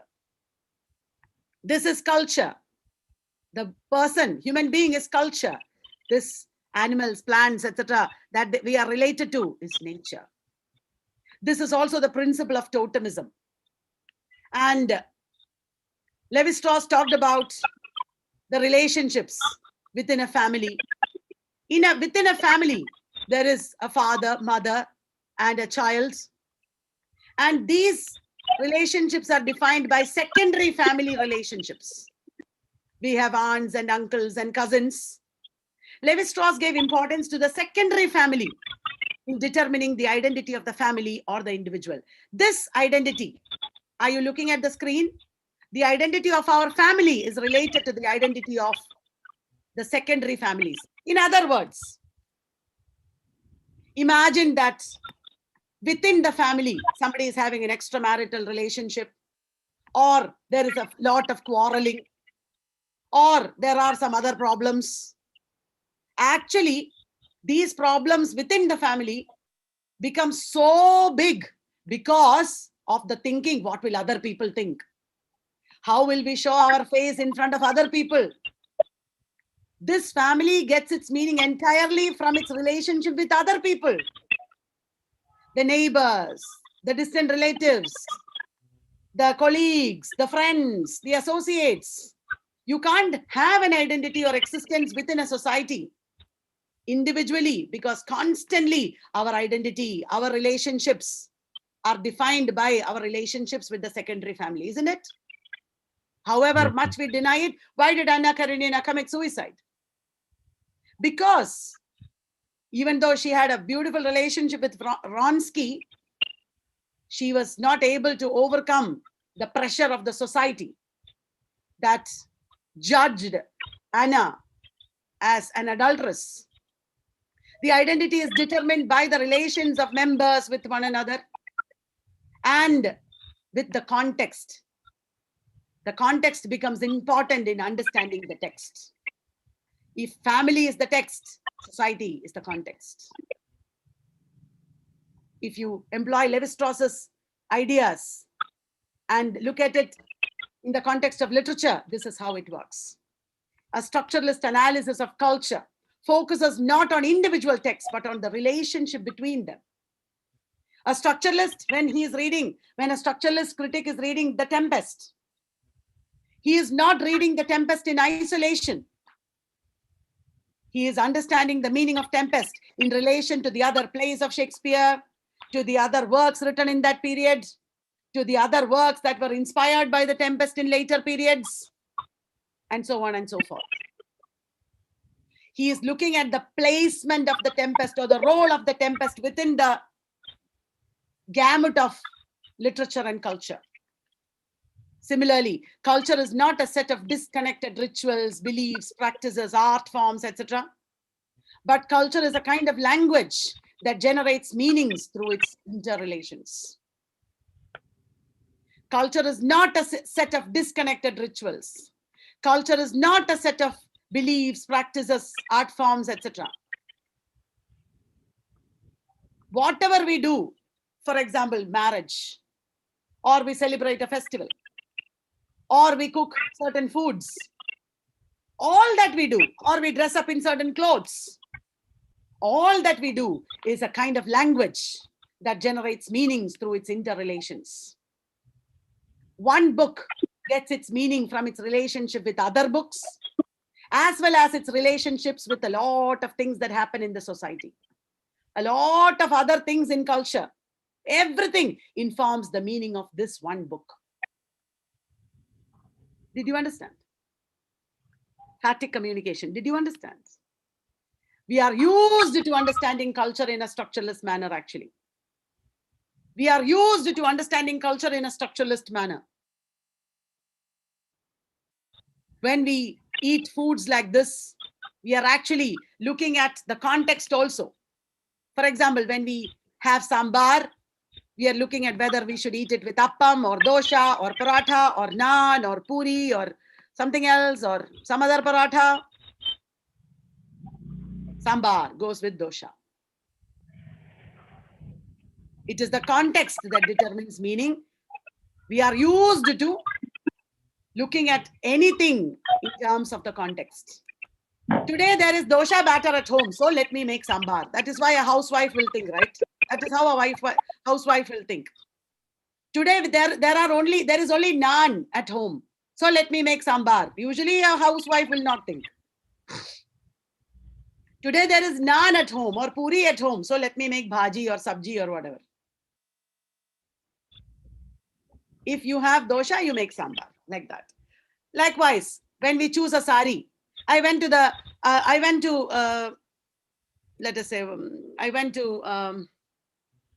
Mumbai recently. I wanted to buy saris for everybody at home. I have a grandmother, I have a mother, I have an auntie who helps at home in the kitchen. When I look at saris and buy them, I am buying it according to the context. What are the contexts? The price, the complexion of the people who wear it, the age of the people who wear it, isn't it? The occasion in which you wear it, the accessories with which you wear it. Oh, I have this color terracotta jewelry, so let me buy this color sari. You might think, right? You also think of the trends. All these form the context. It is in this context that we buy a sari. In any of these contexts, isn't it? We are used to understanding culture in a structuralist manner. When a man proposes to a girl, he is also looking at a lot of context, like when you make sambar at home. Same thing. Is she tall enough for me? Is she rich enough for me? Does she belong to the same caste? Does she have the same education? I'm going to go abroad, so will she suit me?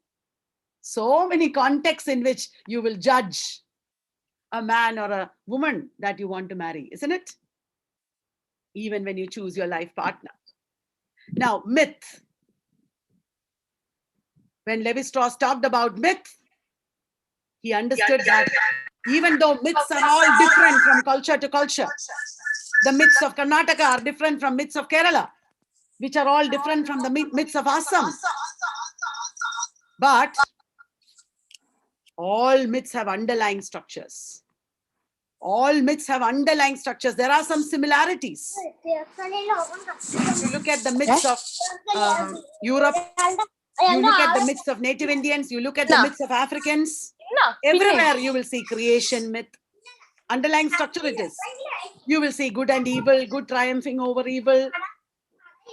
Isn't it? You will see father sacrificing son. You will see journey of a hero. So, structuralist analysis of myth was done in terms of the analysis of the underlying structures. Similarly, when you study literature also, you look at the literary texts and study the underlying structures. Myths are organized through binary oppositions. Myths are organized through binary oppositions. Levi-Strauss found that the binary opposition between life and death is very basic. Based on that, there is the binary opposition between agriculture and hunting. Life is related to agriculture, death is related to hunting. Agriculture is related to herbivores, herbivorous animals. Hunting is related to carnivorous animals or beasts of prey. And in between, they are the omnivorous animals, the coyote, the trickster. This is also related to our lives. You probably have man here and woman here.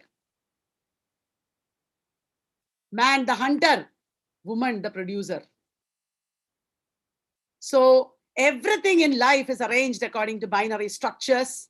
And Levi-Strauss showed that myths are constituted by small units called mythemes. For example, the myth of the Ramayana can be divided into small units like mythemes. Sorry. I have given an example here. We don't have to read and explain in very great detail, but just a quick look at it will show you what I mean. The myth of Ramayana can be broken down into categories of mythemes. One category is expressions of the human psyche or the collective unconscious. Another category is archetypal values personified. Another category is rituals and traditions that are there in Ramayana. In the first category, there are elements like Dasharatha is longing for sons. That is an expression of the human psyche. Rama is longing for a woman and is united with Sita. Rama becomes king. That is also an expression of human want or psyche. Manthara is vengeful. Kaikeyi is jealous. Archetypal values personified. Rama is incarnation of Vishnu. Ravana is evil and abducts Sita. Rama gets monkey allies. Rituals and traditions. Rama, the student, helps his master, teacher, to fight demons. Sita, the wife, accompanies her husband Rama to the forest. Sita, the wife, rejects the Pativrata, rejects the villain, Ravana. Rama, the husband, has to reject Sita because he's a king.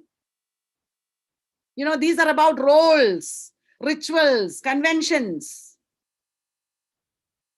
Like that, every myth can be divided into mythemes. That is one idea. And lastly, Levi-Strauss talked about bricolage.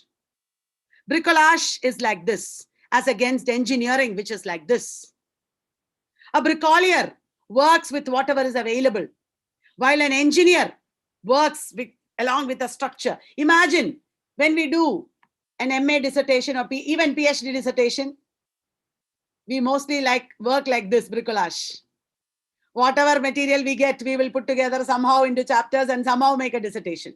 Whereas, when Oxford University Press is starting a project on Shakespeare, something, complete works of Shakespeare, it will be more like engineering.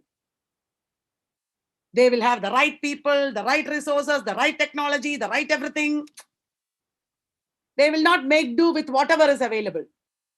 However, even an engineer is like bricklayer. In Levi-Strauss, obviously, engineering is better than bricolage.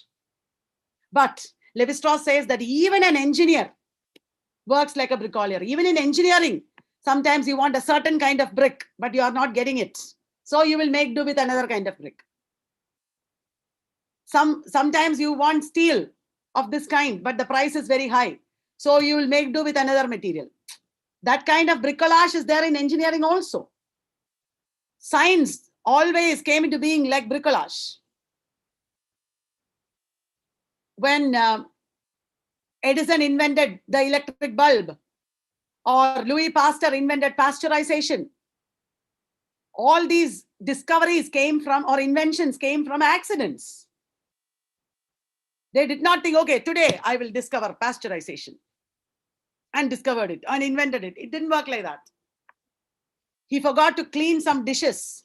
And many days later when he came, in some of the dishes there was mold, in some other dishes there was no mold. That is how he discovered. So this is engineering and this is bricolage. And Levi-Strauss said, even the engineer is a bricklayer. Levi-Strauss said, this is a binary opposition. There is a dichotomy here. Two opposites are there. But even this is like this. Derrida questioned it. Derrida said, it is wrong to talk about a binary opposition. Derrida said, there is no engineering. There is only bricolage everywhere. Everything is bricolage. That is what Derrida said. Now, this is Roland Barthes. I know it is past 8 o'clock. I will finish in like a few more, 5 to 10 minutes. Roland Barthes talked about two advertisements, the advertisement for Persil detergent and the advertisement for Omo detergent. Persil detergent showed a white towel like this. Omo detergent advertisement showed a hand washing clothes like this. And Roland Barthes showed that these two images have two entirely different meanings. This is upper class. This is for people who wash their clothes in a washing machine. This is more middle class. This is for men. This is for women, probably. This is about the act of washing and your hands. This is about the product that you get after washing. When there is a maid to help you at home, you will buy Persil for her. But when you actually wash your own clothes at home, you will buy Omo. You understand how images or advertisements give different meanings? Similarly, every soap has a different meaning. The design of the soap, the color of the soap, the content of the soap, everything conveys a different meaning. This is for sportsmen to kill germs. This is for perhaps old people or people who are aware of nature. This is Jadi Butiyo se banaya hua herbal soap. This is for women and beauty. This is beauty care. This is not particularly about beauty, but it is about the mood. It is relaxation. Isn't it? Different meanings. Soaps are not all the same thing. They mean different things. And Levi-Strauss's example, this example of pasta. This is actually a French advertisement, but the product has an Italian name. And a very metro type of bag, shopping bag, very trendy shopping bag, half open, denoting young people, working people. Here it denotes family, mother and child. But here it is probably working people who don't have time to cook a faster dinner or lunch. And always here, look at all the vegetables. Panzani pasta is healthy because the vegetables don't come with it. And here it is not of vegetables, but about Indian masalas. This is a nationalistic ad where India is being sold. The concept of India is being sold through Maggi. Two different meanings conveyed by signifiers. We are looking at the signs and reading them in the context, looking at underlying meanings. Roland Barthes talked about this cover page of Paris Match magazine. A young Negro boy in military uniform is saluting with his eyes uplifted. He's probably saluting the French flag. It's a Negro boy in Africa. France was ruling over Africa. And at this time, this cover page of Paris Match would denote a Negro boy saluting, but the connotation is that, look at this, even the Negroes love France. They are saluting the French flag because they are wearing French uniform. They want to be ruled by the French. French rule in Africa is good. That is the connotation. When elections happen in India, there will be such a picture in the newspaper. What does this connote? It means that, look at this, the people who have been elected. Suppose this was the last election. Narendra Modi has been elected because the poor people of India wanted him. Because even the tribal women, the rural women voted. We have elected him, even though there might be accusations against elections or politicians.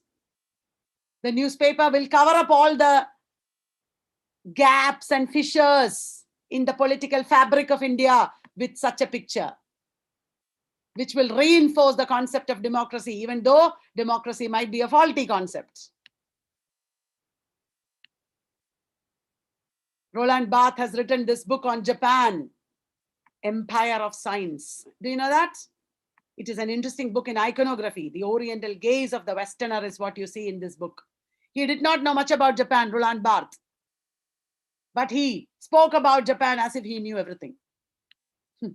and take a look at structuralist architecture. We are concluding. Very structured designs. Post-structuralism, we will talk about tomorrow. So how was it, friends? Long and tiring and exhausting? Interesting. Yeah.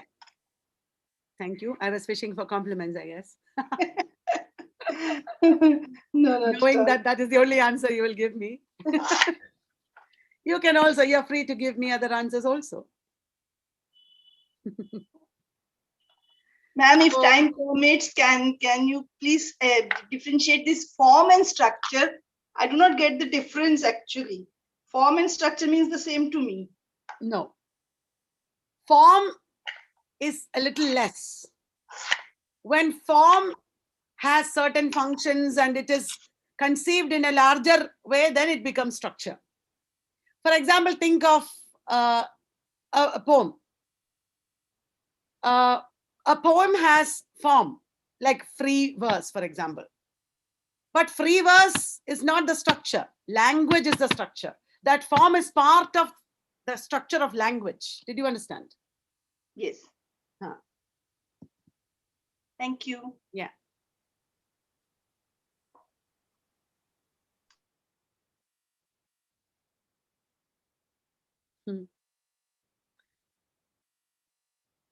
I'm glad that so many of you are texting, chatting and texting and telling me that it was good. Thank you.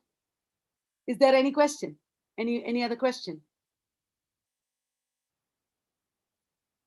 Ma'am, so like in structuralism, when we are doing a structuralism analysis of a text, so are we going to take the historical context as well as what's the intention of the poet? Will it be part of the structure when we're doing?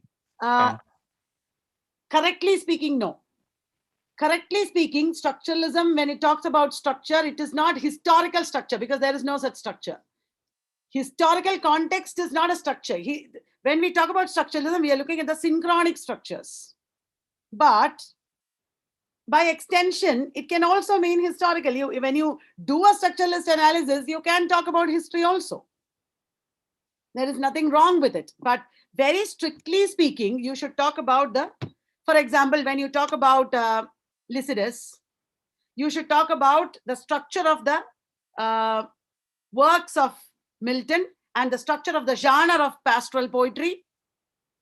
You should talk about the structure of English literature if you want. That's a little too much, but you don't look at pastoral poetry in the BCs, then pastoral poetry in the 20th century.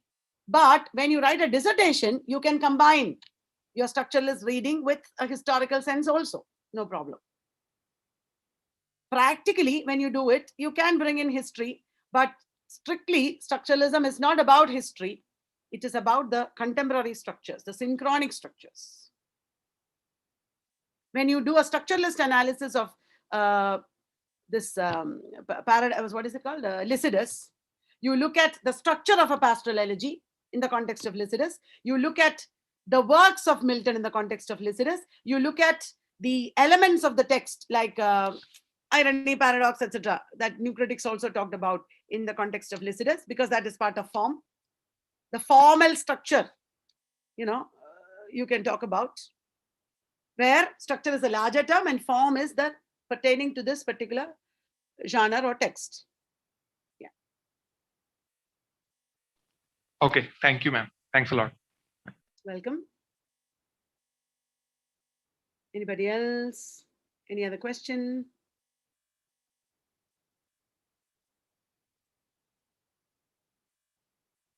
No? So do we call it a day? Everybody has switched off their mic. Say something. Yes, ma'am. Yes, ma'am. Thank you for the this. nice session. Thank you very much. You are looking so beautiful, ma'am. Ma'am. Sasi nast pazune Kalyani. Yeah. Ma'am?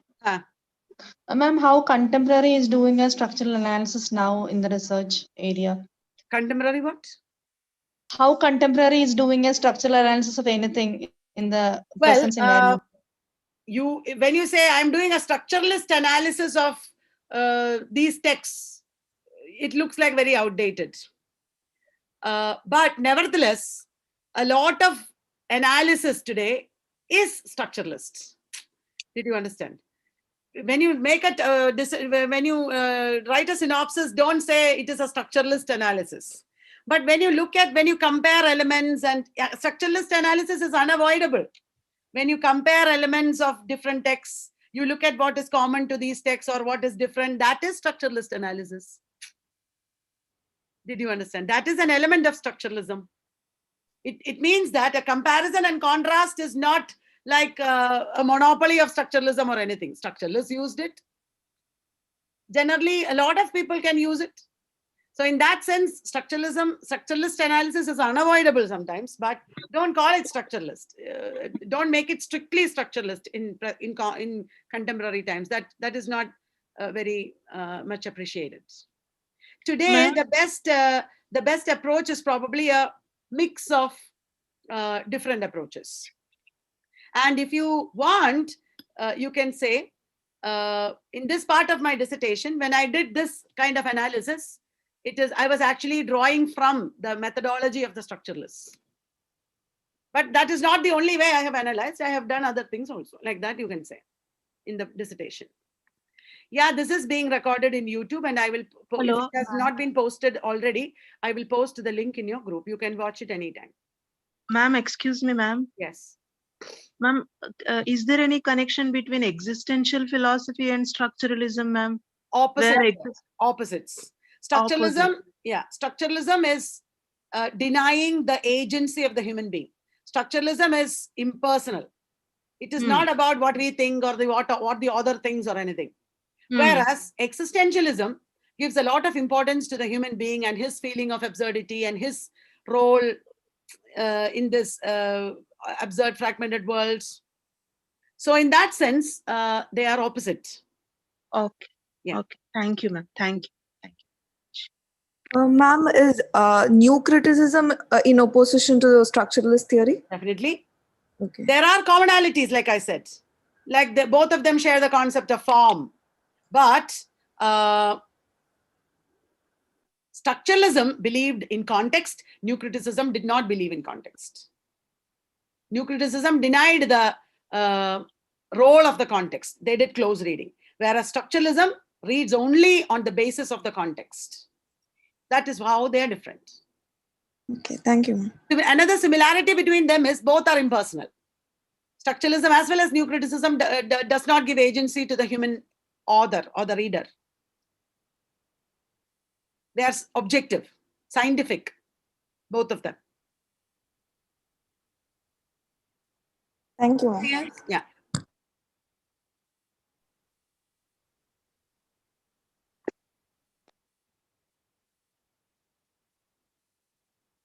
Anything else? So that's all. Thank you very much. Thank you so much, ma'am. Thank you, Praveen. I'm very glad that you trusted me again and came and listened to me. I'm privileged. I will try to meet your expectations whenever I conduct a program. Thank you very much.